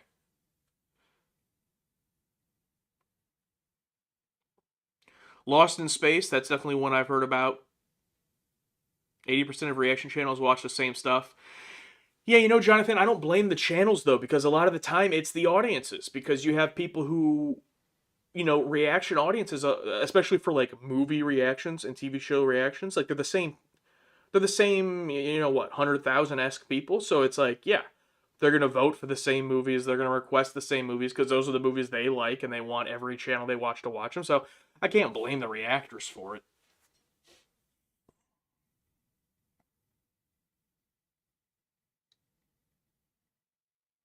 And then you have the ones that go off and do really unique stuff, and they don't get, they don't get views, or they don't get the, the audience. And it's like, why would they do that? Like, what is their incentive to do that? To watch, put content out that no one wants. I mean, trust me, as the master of putting out content no one wants, I understand this. I understand. Sometimes you have to just do stuff for your own enjoyment, but that can't be the main thing. Oh yeah, Tony's gonna watch the next phase, so thanks for the free month. Yeah, appreciate it. The YouTube video for next phase is already up on the Patreon. Don't know if there's any spots left of the free one I gave out, but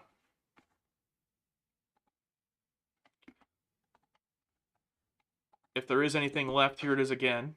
If anyone wants a free month over there.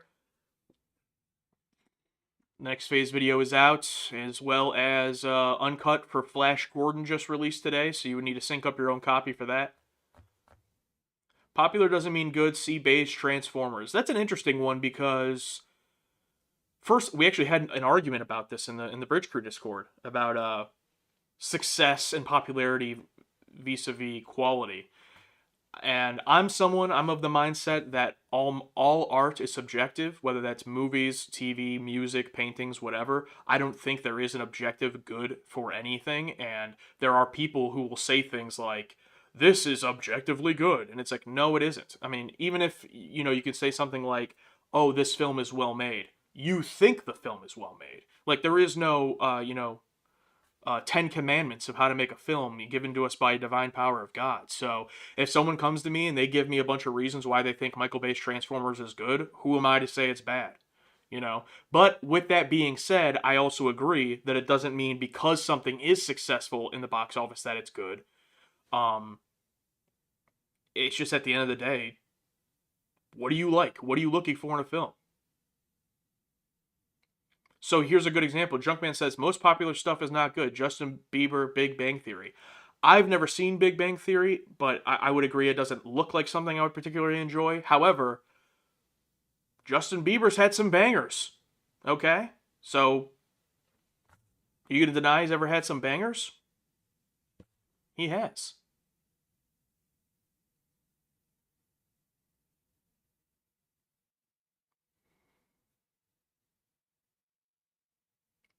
Are some of the TNG episodes that predictable? I hear you guys sometimes guessing the plot pretty early on. A couple points on that. One, if you're watching on YouTube, you got to remember you're watching an edited down version of our reaction. So if we guess something that's not correct, not a high chance of it making the YouTube video, right? Unless we like need to, you know, for whatever reason, if we need we need to put a break in the footage here, let's put this here, whatever. But for the most part, yeah, we're not going to leave in incorrect, irrelevant predictions in a YouTube video. So if we happen to guess something correctly and it turns out right, when we're then editing the YouTube video, makes sense to keep that in the edit, right? So that's just something from, you know, watching the uncut versus the edited. But also, I would say that all TV and movies, to an extent, have a level of predictability because stories have to work in a certain way. And now we love when something completely comes out of left field and surprises us that we didn't see coming at all. And the reason we enjoy that so much is because it's hard to do. So that shouldn't be the standard or the baseline. If you predict something's going to happen a certain way, that doesn't mean it's bad because you predicted it. It's just, you know, stories have to work in a certain way in order to actually like make. Otherwise, just random shit happening. Like not everything can be, you know. Who's the guy that made Twin Peaks? Passed away recently.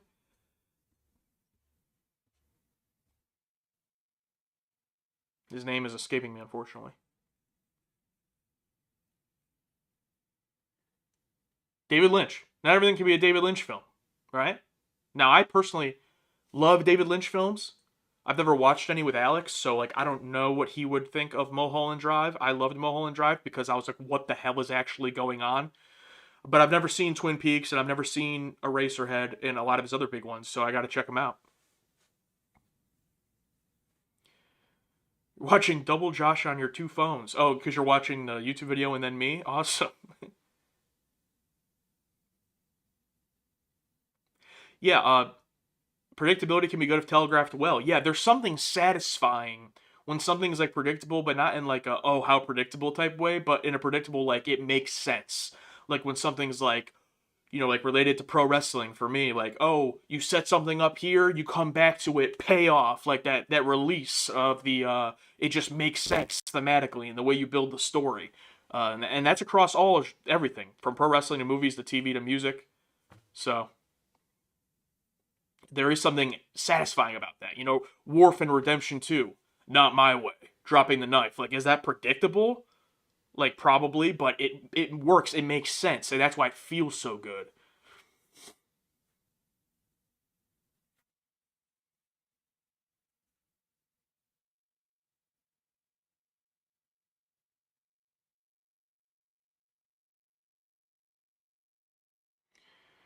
Trek actors on the channel through Cameo. Yeah, I feel like that's a cheat, though. Like, if I haven't looked on there, so I don't know who's on there, but like, if I can get Jonathan Frakes to do a cameo for $200 or whatever, like, yeah, I guess I could, but isn't that kind of a cheat? Like, I feel like I'd rather pay them to do an interview or something, or, you know, actually get them on the channel, not like a cameo. That's just something, you know, that could just be a weird thing for me, though. I don't know how other people feel about it.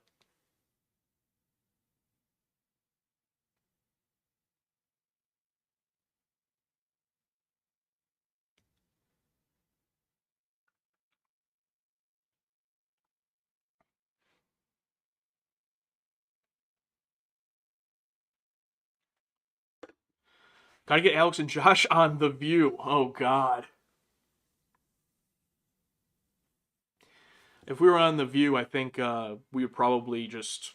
They would cut to commercial after like 90 seconds. Because we would just... I don't know.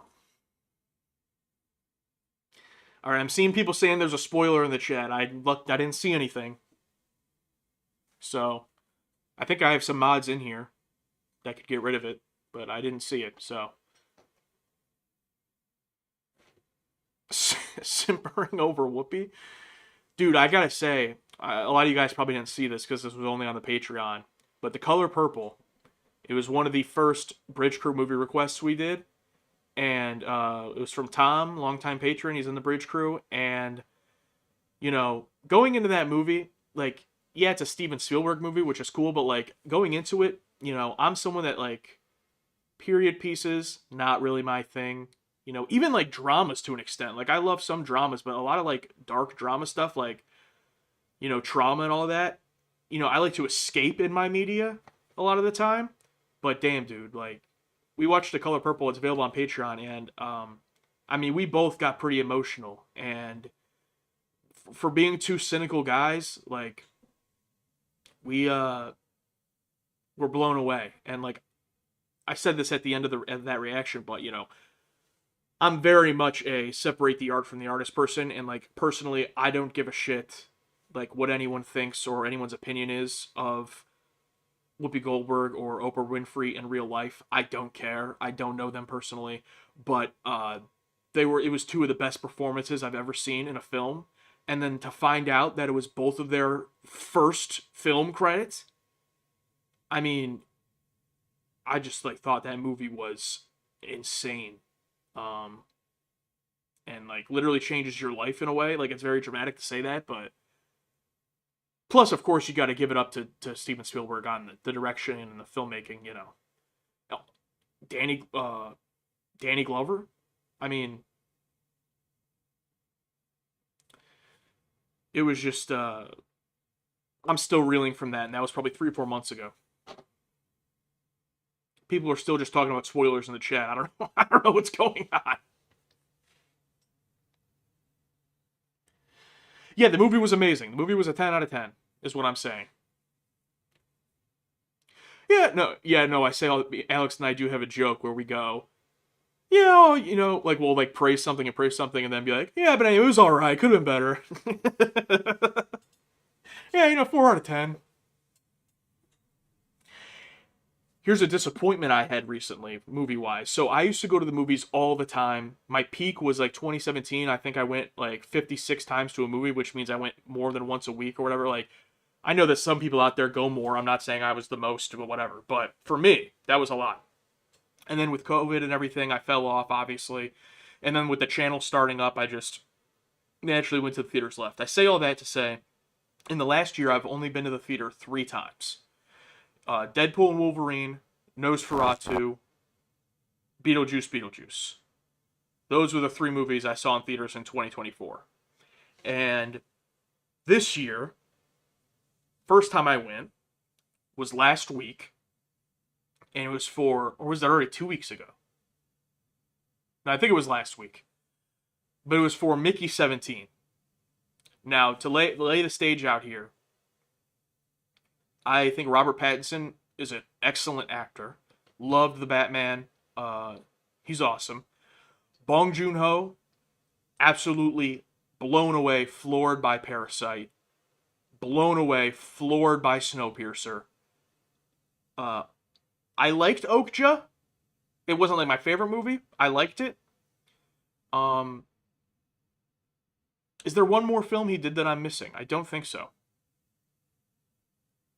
If I'm missing one, let me know. I haven't seen his Korean films before Snowpiercer, all of his earlier ones, like The Host and all that. Mother, I think, is one of them. I haven't seen those.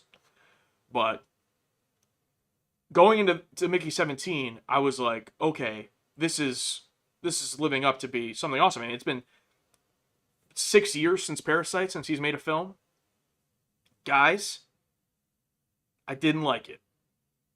And I mean, I can go into it if you want without spoiling it, like if you want to know why, but like it was one of the most deflating theater experiences. Think of like Alex watching Star Trek 6, that was me watching Mickey 17. Like I was depressed leaving the theater. And like, was Robert Pattinson good? Yes, he was good. Stephen Yeun was good, but apparently it was based off a book. I obviously have not read the book, but it was just it was, I don't know. It really made me lose faith in like going to see new movies, to be honest with you. Like that's pretty dramatic, but I was just like, anyway, if you want to see it, if you think it looks good, I implore you, please go see the movie. I will always support, going to see a movie in theaters. But for me, I was like, it's a well-made film. The visuals are great, even though it's definitely closer to Snowpiercer and like everything's muddy and gross and metal and all that. It's dystopian. But I mean, there's something about new movies that I can't get into it anymore. I mean, we've been watching these, older movies. It's stuff from like 70s, 80s, 90s through these Bridge Crew picks and in the movie lottery on Patreon. And it's like, we get blown away time and time again. We don't love them all. We don't love them all. But it's just like, then I go to watch a new movie and I'm like, do people make actual movies anymore?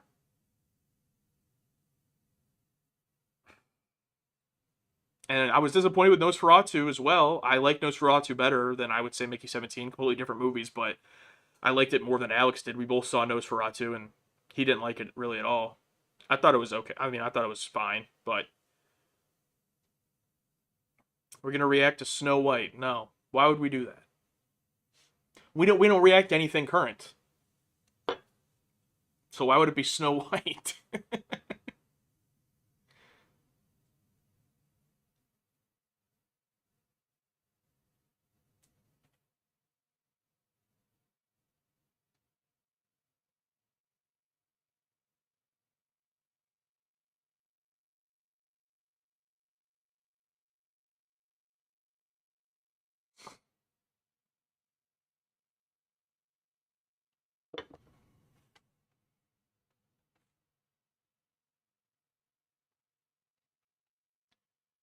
Come on.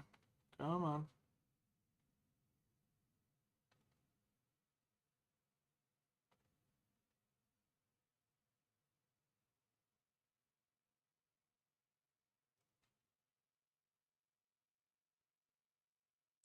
Why do you... Yeah, Star Trek apologist. Why are you saying to rewatch Booby Trap and Ensign Row?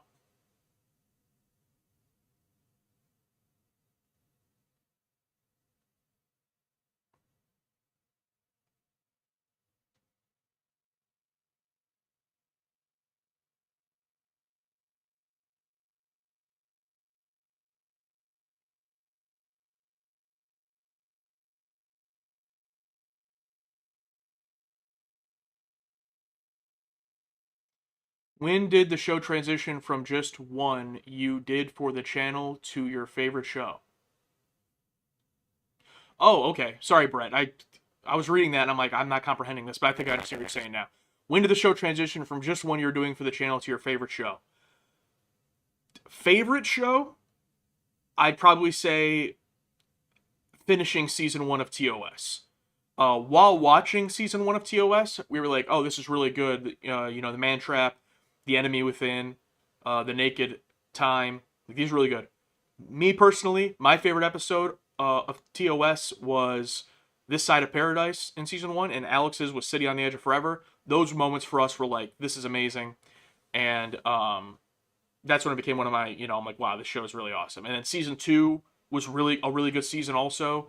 And season 3 we liked more than people thought we would. So, and then in terms of TNG, it's kind of unfair because the way we are watching this journey is like as if it's one continuous thing. So it's like we went into TNG already loving it, not because like we just wanted to watch more Star Trek, So it wasn't like when it came out in real time of, you have to capture a new audience as well as the TOS fans, hopefully. And a lot of TOS fans didn't like it. Like we went right in, jumped right in and loved it from the start. So that really, there wasn't a long waiting time. And I expect that for DS9 as well. I mean, yeah, we're a little bit more jaded. We're a little bit more, we've watched over 200 episodes of Star Trek at this point. But I don't think it's going to be, people are saying again, just like they do with TNG, like, oh, well, once you get to season 3, it'll be good. We're going to be excited to watch a new Star Trek show. So even if it's not the best stuff, we'll still be watching TNG, and I think it'll be fun.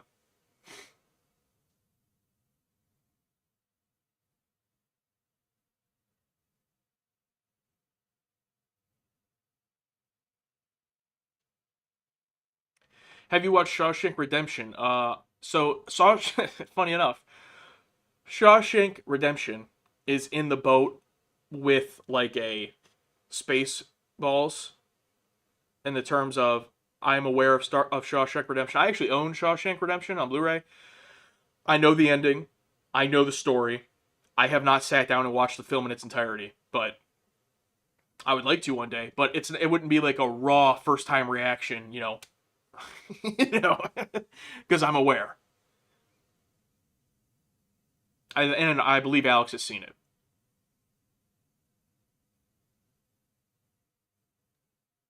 The transition between fan bases is interesting to see, like when it went from mainly TOS fans to TNG fans. Yeah, that was really it is very interesting to see. And it's also fun when I'll see, because I have a good memory when it comes to commenters on the channel, I feel like, and when I see those come back, those ones that I haven't seen in a while, to comment on a random TNG episode, or when we would watch a Star Trek movie, it is fun to see those people again. Like, oh, you're still here as a subscriber, you just don't watch TNG. So that's fun. But yeah, that is it. And then DS9 fans, hopefully there are some DS9 fans out there that don't know about our channel and will find us. That's the hope. Thank you very much to ME for the super chat here. Are you loving season 2 of The Expanse? As of right now, yes. We're up through we just did episode 5, which I think is that's a big one for Expanse fans. Season 2, episode 5 just got posted on Patreon, but we've actually watched through episode 9 of 13 for this season. So we're going to finish it in a couple weeks. Yeah, definitely have enjoyed it. If you're watching those reactions, I think you can tell we're definitely more hooked in than any other serialized show we've ever done. So if the Bridge Crew decides to continue it, I'd be down for it, but at the same time, it's completely up to them, and I in no way want to influence. If they want to do a new show, I'll be jumping into that new show, fully excited. We can always come back to The Expanse. So that's where it is right now, but it's up to them.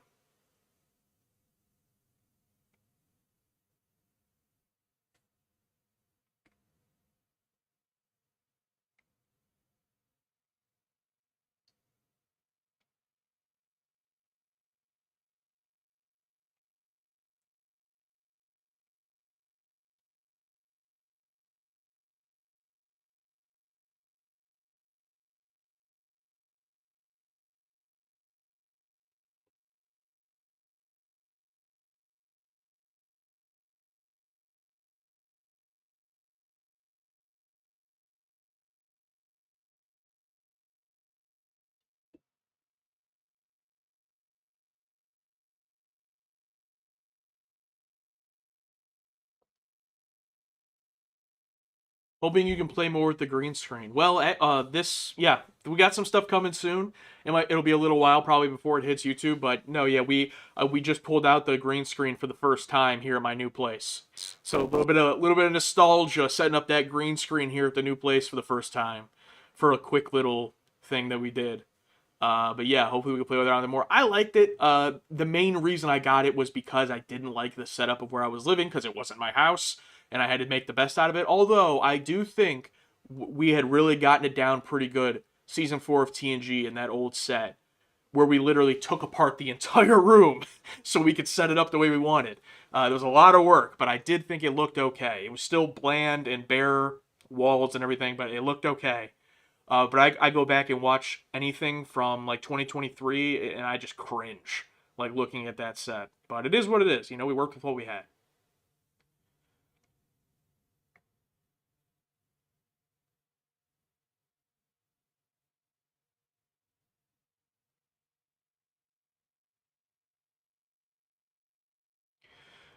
Rem, I write the lyrics to the songs, and then generate it with AI. Suno AI, to be exact. The lyrics are not very good, in my opinion, but thank you if you think they're good. I literally write them in a day.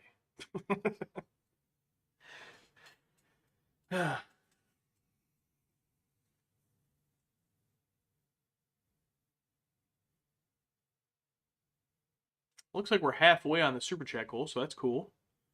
Want to make sure I didn't miss any. So I use Suno AI. It does like it starts off free. You know, just like ChatGPT or any of the others, there is a free version. Uh, I do have a subscription to it, which costs money. Just really the main benefit of it is, you know, getting more credits or whatever they would call it, so that you don't get, locked out for the day. But that's really not necessary. You can have a free account. It's, But yeah, the entire song is AI. I just make the lyrics and I put it in and I put what I want the song to be like and how I want what I want to happen in the song, and it's pretty good. You like Udio AI music better? Yeah, I haven't used any others, so I can't speak to other ones.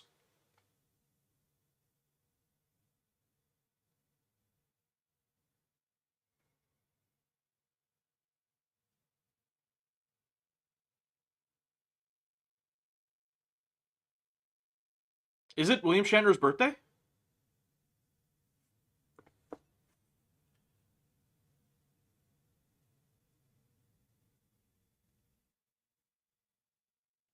Holy crap, it is! That's amazing. Happy birthday, William Shatner. I didn't even know. That's awesome.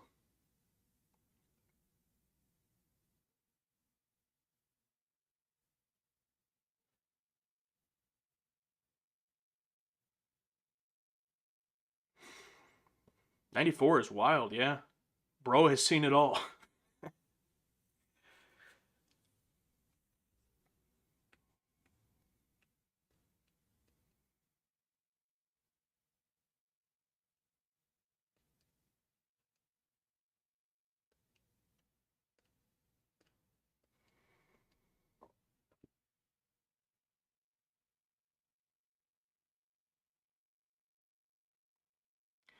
Song style for season 6, and will you do a separate outro song for DS9? There will be a separate song for DS9. And as far as the song style for season 6, I don't want to spoil anything. If we hit this super chat goal, I'll play it for you guys. But it is different. It is not kind of in the metal-esque realm. So the last 2 seasons have been kind of both a subgenre of metal, with this last one being more power metal, and the season 4 being really just like honestly just like a straight up metal. I guess, more of a classic metal. But this one is definitely far different than both of those. Oh, it says the goal ended?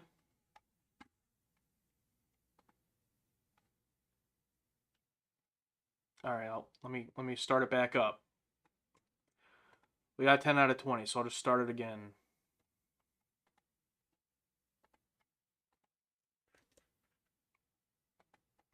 Obviously I'll do it as 10 this time, since we already did 10.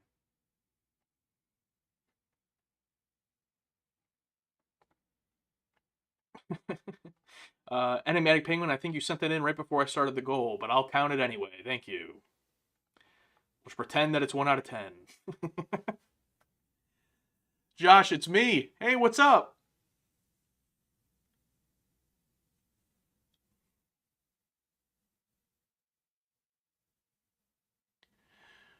Do we know anything about DS9 prior to jumping in? Very, very, very little. Definitely nothing about plot or anything like that. But we did make a video that's on Patreon. It'll come to YouTube about discussing things that we know and expectations and what we want to see and all that. Do you see any differences in season 6? Yeah, I'm not going to go obviously into like episode territory, but in terms of differences, they took away the contrails in the title for some reason.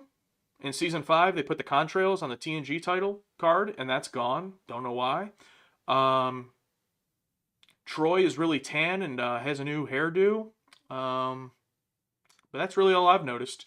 Oh, there's been, from a production standpoint, I mean, there has been so far, we've only seen through 5 episodes, but there's been Cliff Bole, there's been Colby directing, but also a number of names we didn't recognize, both writing and directing, so that's been interesting. Bryce, we have not started Deep Space Nine yet, so. Oh, my phone's ringing. I'll be right back.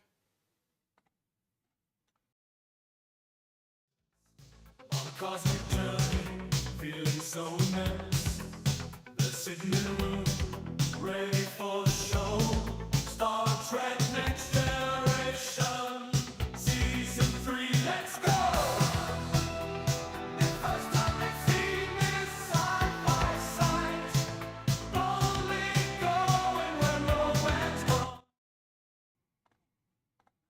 I'm back.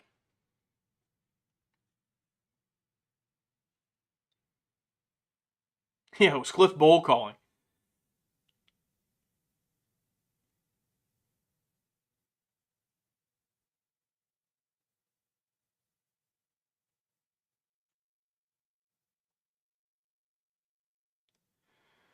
Are you happy with your long distance provider? Yeah, yeah, I guess so. Is long distance a thing anymore? Have you heard about the beef between DS9 and Babylon 5? I have heard that I'm not going to try to guess which one because I feel like I'm going to get it wrong even though it's a 50-50 shot, but I've heard that one of them has been accused of stealing, basically jacking the swag of the other show, if you get my point. They're stealing their vibe, if you get my point. But I don't know which one came out first, so I don't know which one was accused of stealing it from the other. I have heard that, though.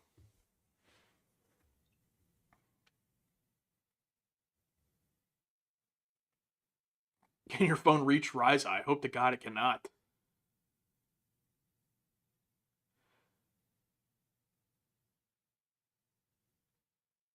Got a sneak peek for your favorite episode of the first batch of 5 from season 6. Are you asking which one's my favorite episode? Yeah, I'm sorry, I'm not gonna disclose. I feel like that's... I don't want to ruin it. I mean, I just always feel like we're so uptight about spoiling things that I don't ever want to spoil our reactions. And if anyone happens to be here that's a patron and has done this, like, please don't put in our comments stuff that has been posted to YouTube. Like, it's really not necessary to do that, and please don't. Like, it's hard for us to moderate that stuff because it's not like it's a spoiler or anything that's gonna get blocked, but like, stuff like people being, like, oh, can't wait for you to get to this episode, and then someone responding, yeah, I'm on the Patreon, they loved it or they hated it. It's like, there's no reason to do that, so please don't. Like, I understand you've paid, right? Like, you've gotten past the paywall to access the content. That's cool, but like, you don't gotta ruin it for the people here on YouTube. Best Trek is still ahead of you. How does that make you feel? Well, your statement makes me feel skeptical because I don't believe you. I said this on a stream a couple days ago. We'll see, but I don't think there will be a season better than TNG season 4. And if there is, my mind will be blown. So someone responded to that saying that there will be 8 seasons better than that. I don't think so. CJ, thank you for the super chat. Appreciate it.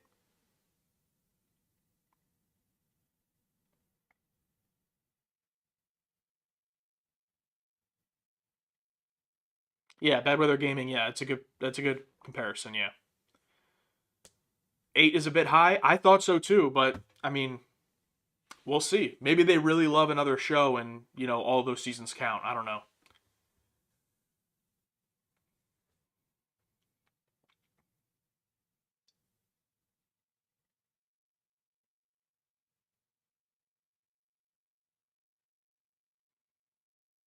Has it only been one episode that made you cry so far? The Offspring made me cry, like actual a tear fell.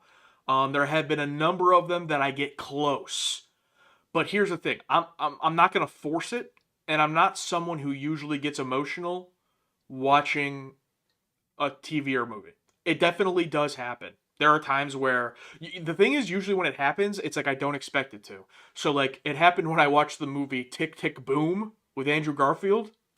Like, it just happens randomly when I'm watching stuff. I cried during Coco.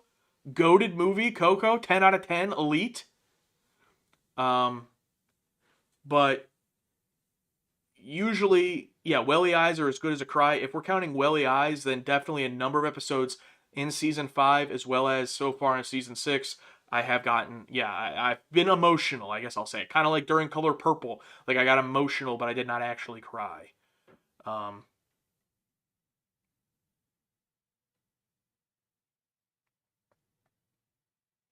A patron post on YouTube that you didn't love Darmok and a commenter thought they were trolling. Yeah, exactly. It's like there's no reason to do that. You're too good at immersing. I cry all the time. Low T. Oh no, not the low T. I don't think it's low T. That's my struggle. Is the immersion. I think you hit it on nail on the head. Like I really do try to immerse myself, but I have trouble immersing. And like something can happen that instantly breaks the immersion. Cue Scotty with the bagpipes. Am I right? Or there's something that happened recently. No spoilers, but I was getting there emotionally, and then something happened and it broke that immersion. I'm just not very good at staying immersed. And the times that I do cry, I am very immersed, like with the Data Lol episode, The Offspring, or when I was watching Coco, or Tick Tick Boom, or these things that do make me cry. It's just really rare.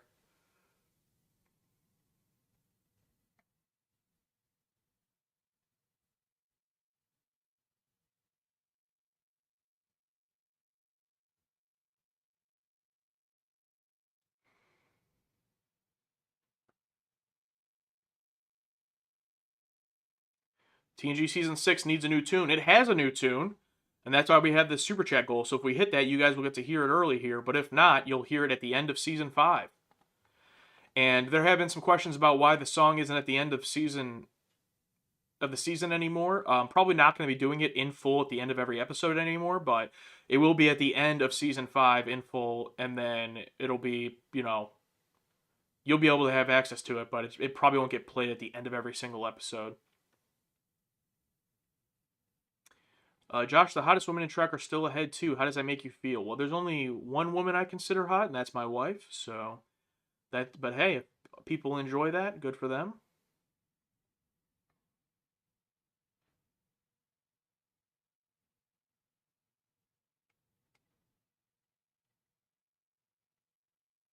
You missed our reaction to the commercials of the episode.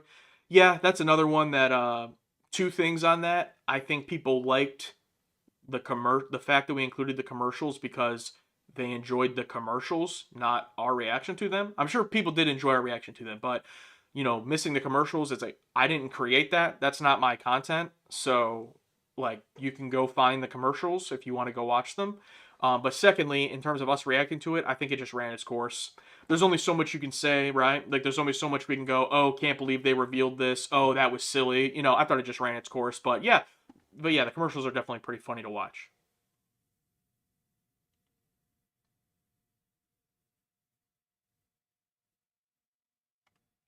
DS9 has at least one episode where if you don't cry, you have no heart. Sid Harther, are you the one who said the thing about the 8 seasons being better? Sorry if I'm getting that wrong. Yeah, I've heard this before. If you cry, you have no heart. A movie request we got over on Patreon recently was we watched Field of Dreams, and there were comments like that, like, if you both don't cry, you have no heart. I didn't cry during that movie, and Alex got a little emotional. I didn't at all. Now, with a movie like Field of Dreams, I totally get it if that hits you and if you have personal, connection to those themes. But for me, I was like,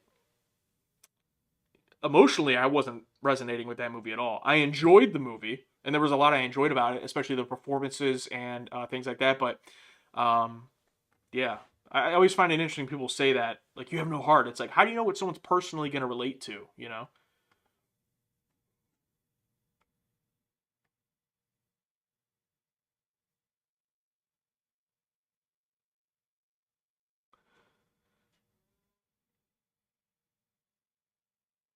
That movie is so dumb.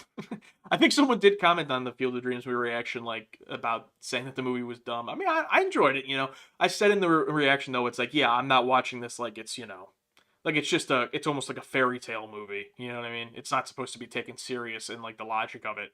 But I had a good time with it. Yeah, edging DS9 spoilers. Yeah, I appreciate people are excited about it, yeah. But let's not go too far, hopefully. Build pretty much anything and they'll come. No, David, that's when it's going to start dropping on Patreon. YouTube will probably be late May or June unless we hit that Patreon goal and move up to 3 episodes a week.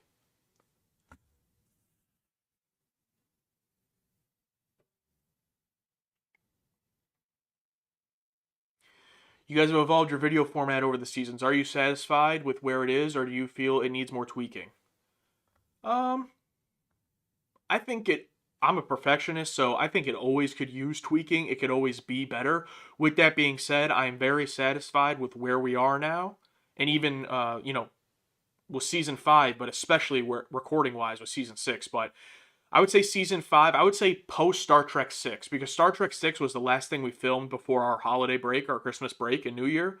When we came back from that break, I'm really satisfied with, for the most part, where it's been since then. The multiple video camera angles for the reaction, just those types of things. And so for the most part, I'm pretty content with where we are, but I'm always looking to improve. I'm always looking to make changes to be better.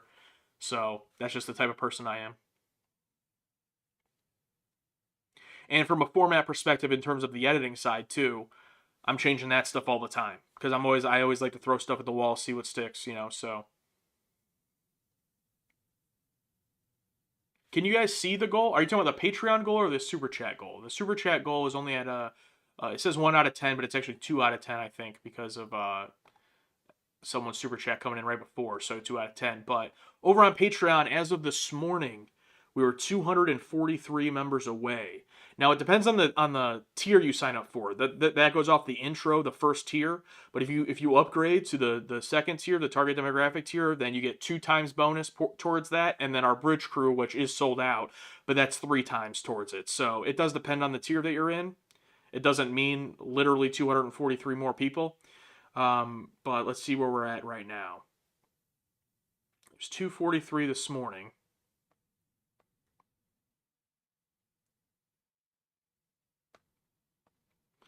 It looks like we maybe have gained 1 more today so far. So 242. Looks like it was Griff. Thank you, Griff, if you're here. Thank you for signing up. And obviously the free ones I just threw out obviously aren't going to count towards the goal, because those will fall off after a month. But that's how far we are. And when we hit that, hopefully that will start my transition into being full-time, and then immediately we'll move up to 3 episodes per week, uncut on Patreon and edited for YouTube. So what would be your favorite episode in all of Trek so far? So I have as of right now, I have a rotating top 3. And I'm not going to say that this does or does not include stuff that hasn't hit YouTube or Patreon yet. So, but the last thing that was posted on YouTube was Iborg. So I have a rotating top 3 right now. This Side of Paradise from TOS, Remember Me from Season 4 of TNG, and Iborg. Any 3 of those I would feel comfortable saying are my favorite episode of TV. And then obviously movie-wise, Search for Spock is my favorite by far, thus far with the movies. But those 3. If you really were like, against the wall, I had to pick one, I'm still probably going with Remember Me. It's just encapsulated. It's its own thing. I love the concept. Gates McFadden is the star. All of that's great. The direction from Cliff Bole in that one.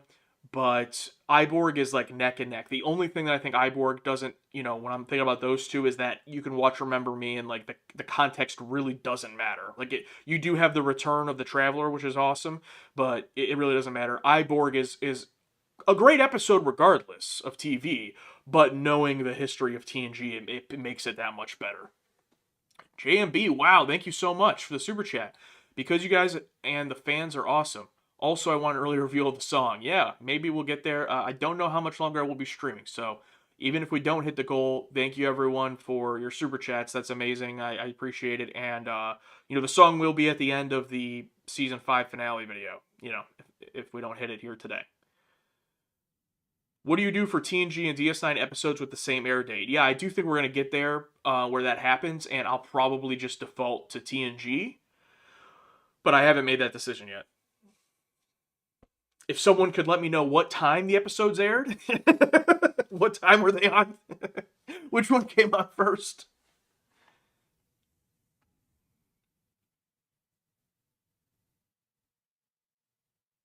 It should be TNG first? Okay.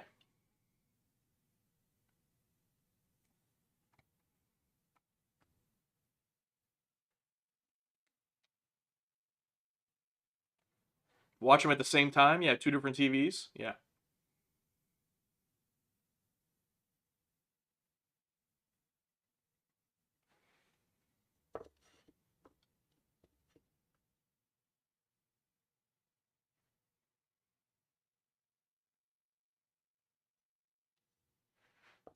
There are episodes that aired on the same day, yes, Lord Elpis. As far as my research has shown. Jonathan's saying he doesn't think that happens. Okay. Well, then, Jonathan, we'll have to, if you want to take a different look at it. But from my research, it does come to a point. So you have the first 5 episodes, I believe, of DS9 while TNG's on break. TNG comes back, and then there's it kind of alternates every few episodes, and then it does come to a point, I'm pretty sure in the first season of DS9, there is a moment where they're on the same day. Or, you know what? It might be actually... It might be that there's a movie the same day. It's one of those two. It's either TNG and DS9 are on the same day, or there might have been a movie that came out the same day as DS9. But the TNG movies don't come out until like way later, right? So I don't know what I was looking at, but I just swear I remember. I was just doing research, and I remember I saw that. I could be wrong though.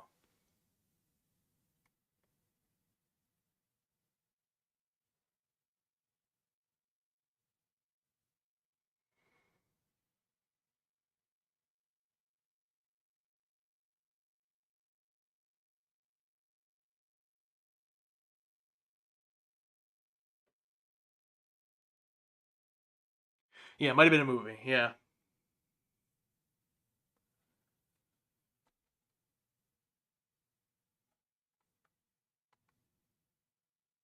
So the chat's getting cut off a little bit there on screen. Oh yeah. Oh well.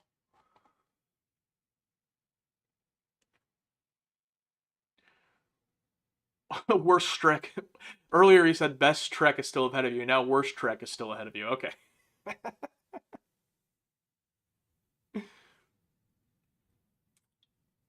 Jay Clifford.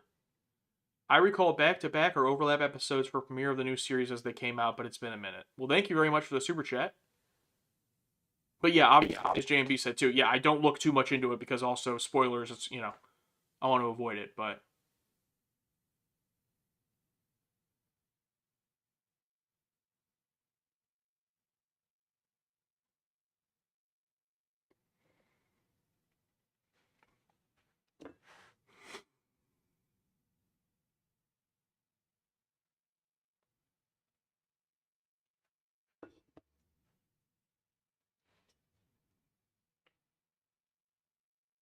Oh, a legal battle, huh? Between some shows? Crazy. Craziest legal battle that we've heard of is the Battlestar Galactica OG show. The kids choking on the... This isn't really a legal battle, I guess, but they had those toys, and then the kids were choking on the toys, so they discontinued them. You remember that? That's wild.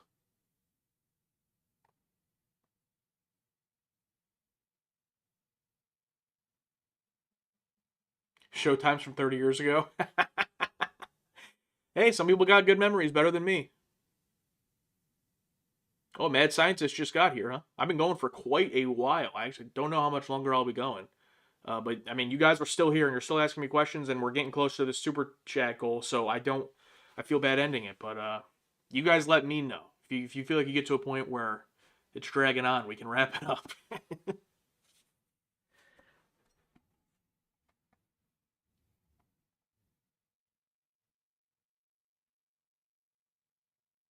The kid took his life? The hell? Well, that's terrible.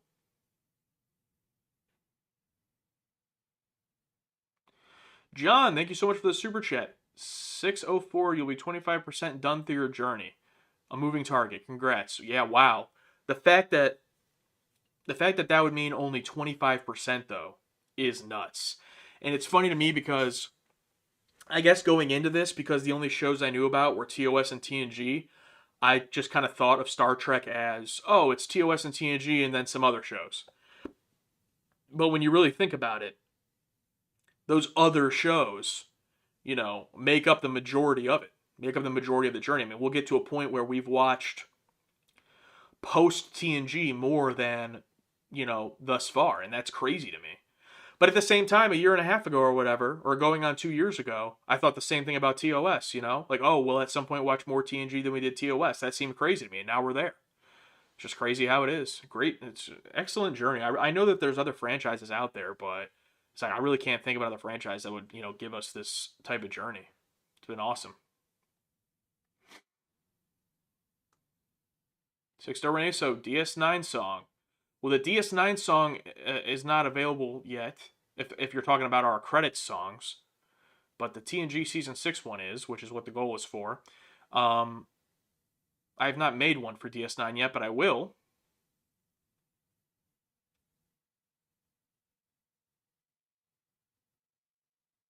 Hey, Katie, thank you for the super chat.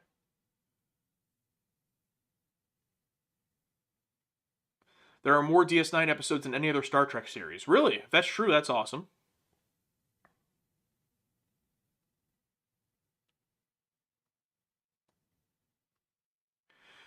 It says send $1 super chats till you're at 10. Yeah, I think the limit for the super chat goal is $5. So I don't think a $1 super chat would do anything, Tony, but thank you for the advice. Well, actually, no, not thank you, because someone would have spent $10 on that advice and it wouldn't have counted. But, you know. TNG has the most episodes. Okay. So they're probably pretty close together then.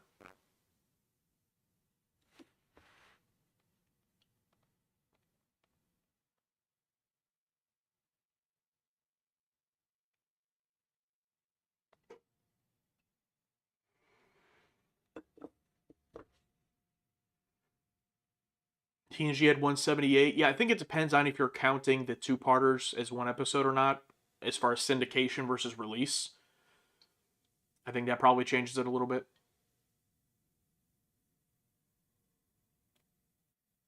Yeah, Tony, the default was $5, so I left it at the default. I'm sure you probably could lower it if you want to, yeah.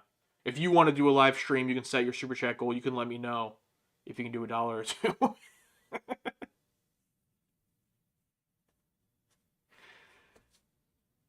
Oh, there we go. Oh, Katie, thank you very much. Delta Flyer 0, thank you very much for the super chat. We only got 2 more. Again, it says 7 out of 9, but it's actually, or 7 out of 10, it's actually 8 out of 10 because there was one that didn't count on the counter, but I counted it because it came in right before. Let's see what people are saying over on Patreon about our Flash Gordon reaction. People saying they've been waiting for this. Love seeing all the classics from their youth. So much great music. Can't be classic. I like to read the Patreon comments as if they're like the quotes you'd see on a DVD case. Major nostalgia for this movie.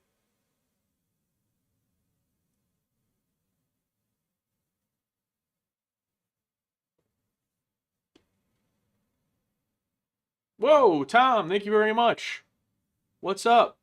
I just heard you say you like dark fantasy. I will one day tell you what the dark fantasy trilogy I'm about to finish and release all at once. Are you talking about books? Because I'd get my hands on those. Oh, and James, Badger. Thank you, everybody. Oh, look at this. The bridge crew coming in to save your guys' asses. Come on. What? These guys already earn our highest tier on Patreon. They're coming in, meeting the goal for y'all. Look at that. Let's give a round of applause. Yeah, but novels? Tom, let me know when those are out, please. Yeah, I do really love dark fantasy. Labyrinth, one of my favorite movies. With, of course, Gates McFadden on the crew. Flash Gordon was not dark fantasy, I would say. But it gave me vibes of it in the first act with all the stuff on that planet. But it's definitely more of a space sci-fi opera type movie. I mean, I guess dark fantasy could be in space, but I think of more like the medieval Dungeons and Dragons type dark fantasy stuff. Alright, y'all. Well, that means I'm going to get it set up for y'all.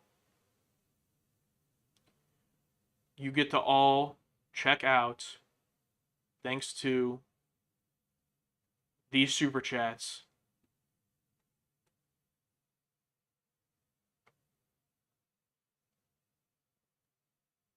the Season 6 theme.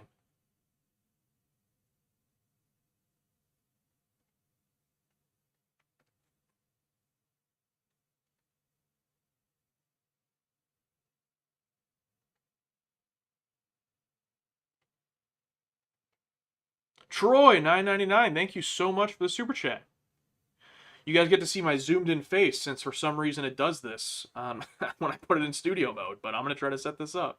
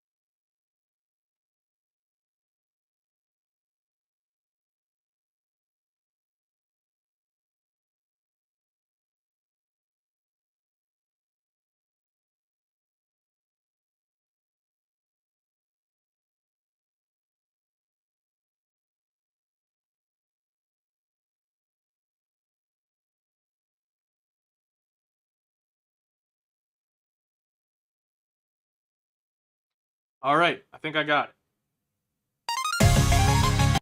Whoa. It already started. All right, I'm going to put in my headphones so I can listen to it as well.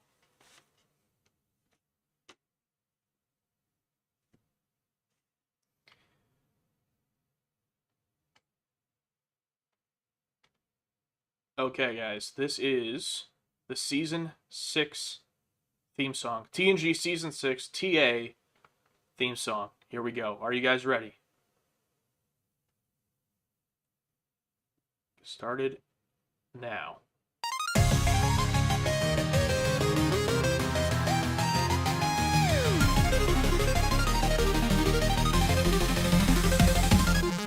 Another night, screens aglow. Next episode, here we go. Heated debates, sparked by page run takes. Hit play, say less. Can this episode deliver an S? TNG Season 6. How good is the show? TNG Season 6. Only one way to know. Make it so.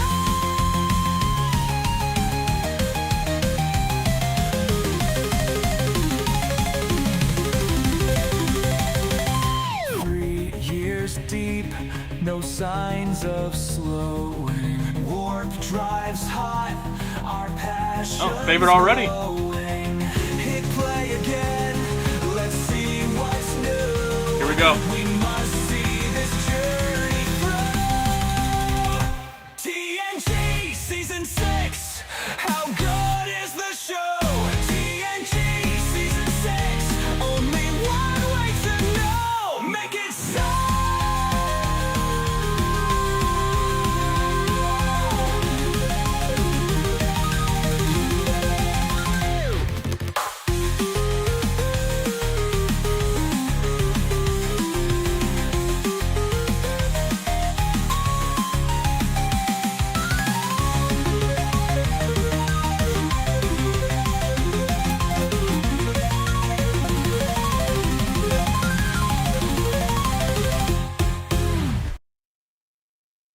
There we go. There we have it. That was the Season 6 theme song, Make It So. Of the key gen genre.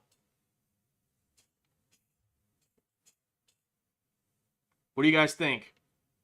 Put in the chat. Banger or fail? Banger or fail? What do you think? I'll start.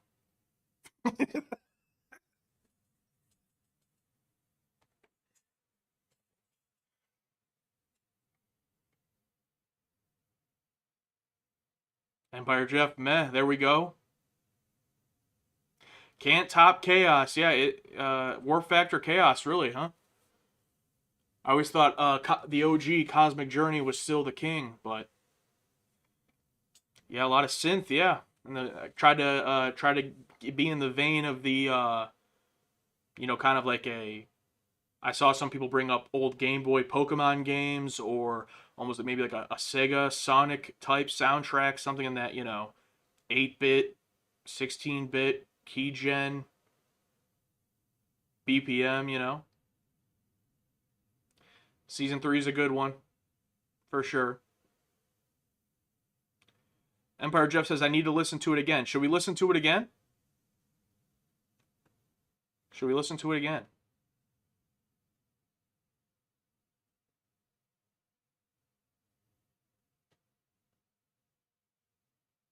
Yeah, okay. Saying this should be an intro, really. Yeah, see, that's the thing with these songs. I'm trying to think. I'm probably not going to just play it in full at the end of the episodes anymore. I'm going to try to think of something else, some other way to use it.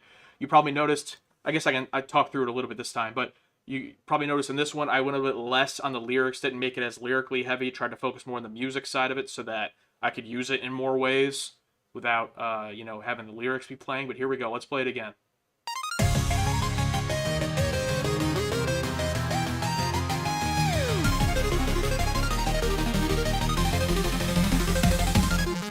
Another night, screens aglow. Next episode, here we go. Heated debates, sparked by page run takes. Hit play, say less. this episode deliver an S. TNG Season 6. How good is the show? TNG Season 6. Only one way to know. Make it so.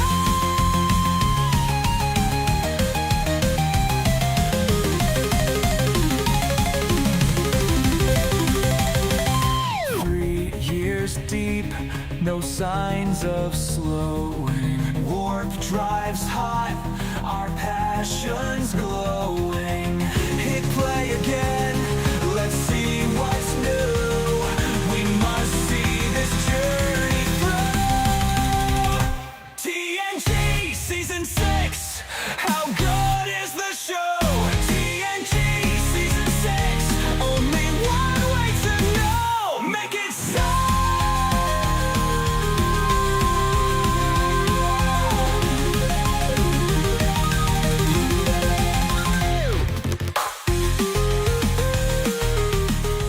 And then just all instrumental outro here.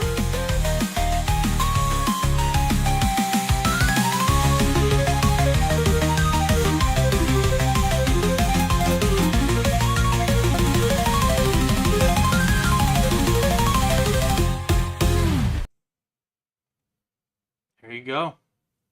Make a no vocal version, yeah, to talk over. That's a good idea as well. Yeah, it's probably too long to like play in full for a video intro, but maybe I also think it's a little bit fast paced. I mean, I love the fast paced energy of it. You know, in that again, like that kind of video game key gen style, but maybe something we could use it, you know, while we're talking in the beginning. We don't really do typical video intros anymore, really, but you know, something to use a little bit more.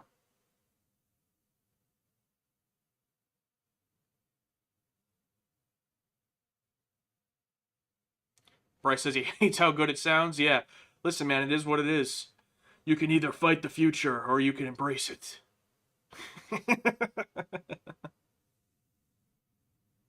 Yeah, it would still work if you play it quietly behind the promo. Yeah, that's fair.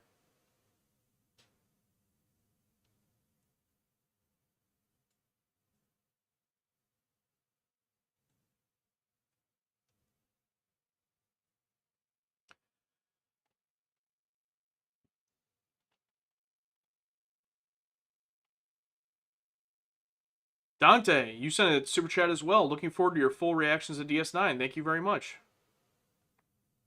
And Badger, in your super chat, you said, I missed the old days that a series would have so many episodes a season. They were really pushing them out back then. Excuse me, yeah. In a lot of ways, I miss it too, for sure. Also, having your show on basically all year except the summer in a holiday break, you know? A new show starting in September, you know it's going to be on until the spring. And now it's like, you wait 2 years for a show to come out and you watch it in a weekend. Or even now, like they're doing weekly releases again on streaming. Like I'm watching Yellow Jackets right now. And yeah, it's fun every Friday, every weekend to have a new episode, but there's only 10 episodes and it's going to be over in a few weeks. And then I'm going to be back to another year and a half plus or whatever of waiting for a new one. So it's just, yeah, it sucks. But at the same time, obviously a lot less work for the creative people involved. So, or not less work, but, you know, lesser workload, you know.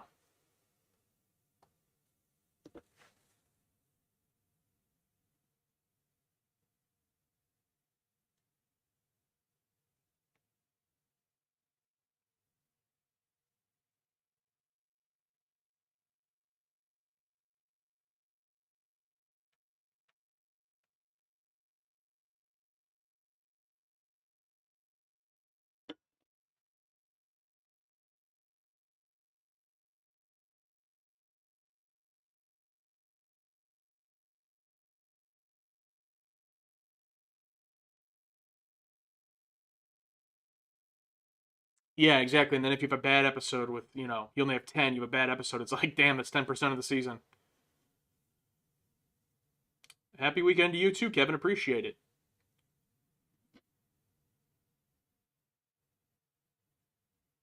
All right. Well, I'm probably going to wrap up here shortly. Last few things. Thank you, 47 Imagine. Awesome reaction channel from PA. Thank you very much. Few things. Like I said, Flash Gordon Uncut Reaction just went up today on Patreon. Episode 3 of Season 6. Man of the People, I think that thing is. That thing is. That one's called. That's going up uncut tomorrow on Patreon. This week on YouTube, Monday, The Next Phase, Wednesday, The Inner Light, Thursday, Time Zero. YouTube members will get a day early for those episodes, and over on Patreon, The Next Phase is already up. I'm hoping to get Inner Light up this weekend, and then obviously Time Zero, early next week.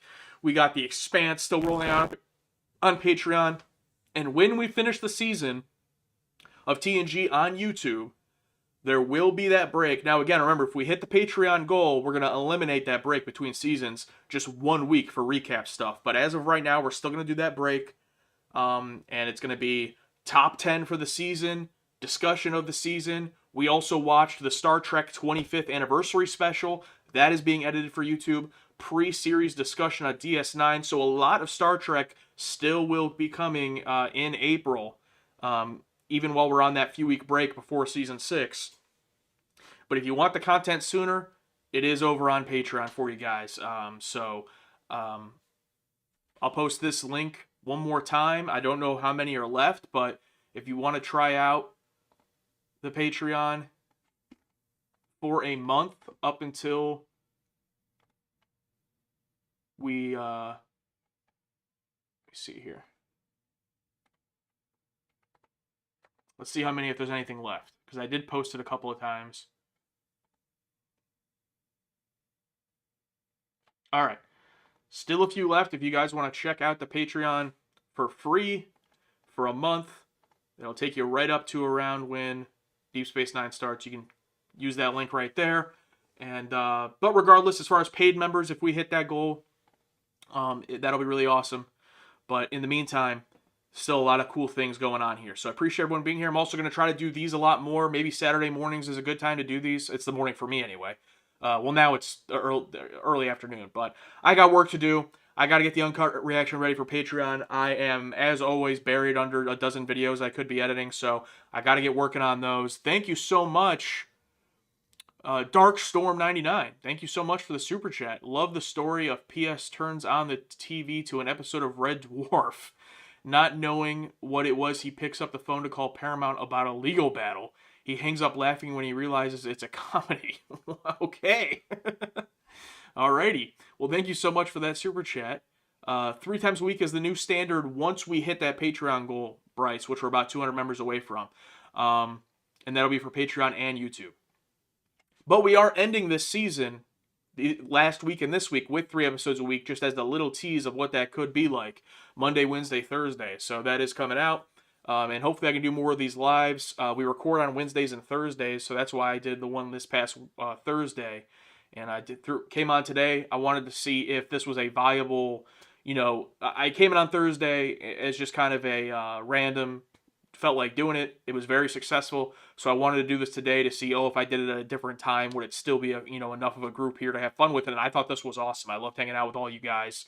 And so I definitely want to do this more. Appreciate it, everything. And I hope you guys enjoyed getting to hear the theme song and all that. And we had only one crash during the stream. I think that's pretty good. And we figured out the chat is a little, I don't know if I'll have this every time, but that was fun to have on there. So I always like to stream. If you're new here, you might not know, I always like to end my streams with one random question. So this is not necessarily Star Trek related or content related. Anything you want. The most absurd question that I am comfortable with answering, I will answer. So throw them in the chat. I'll give you a couple minutes, and I'll answer one question as I go. And then I hope everyone has a great rest of their weekend.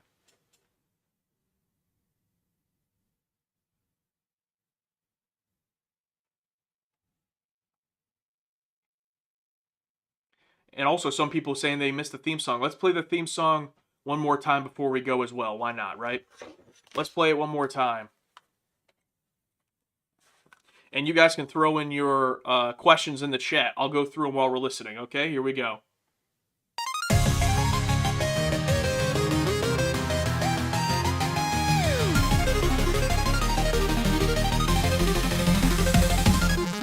Another night, screens aglow. Next episode, here we go. Heated debates, sparked by page run takes. Hit play, say less. Can this episode deliver an S? TNG Season 6. How good is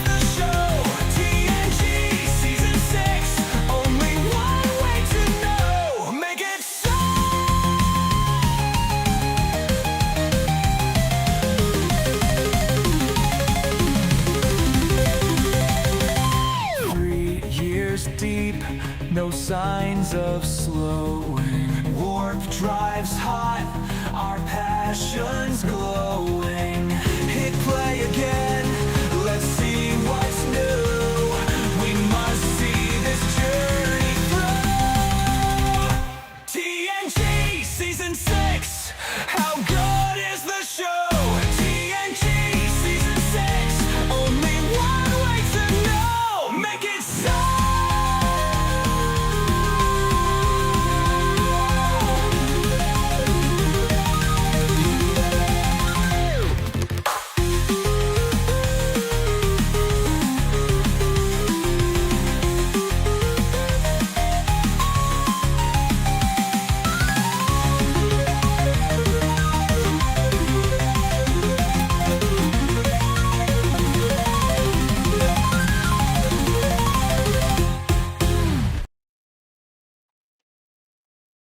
All right, thank you, everybody. I'm going to go with a question here from Jason Lullithan. If you were a dog, what kind would you be? I think I got to be realistic. I think I would be a pug. But I would hope that I would have a little bit of French bulldog mix in there, so I'm still a little bit scrappy. I think that would be me, personally. But you guys can let me know what kind of dogs you would be. I'm signing off, finally. Thank you guys for being here. This was fun. And see you guys for big week this week on YouTube. Next phase, Inner Light, and the season finale. So it's going to be a fun time. Josh, more emotional listening to this than Wrath of Khan. That's good. All right. I will see y'all later.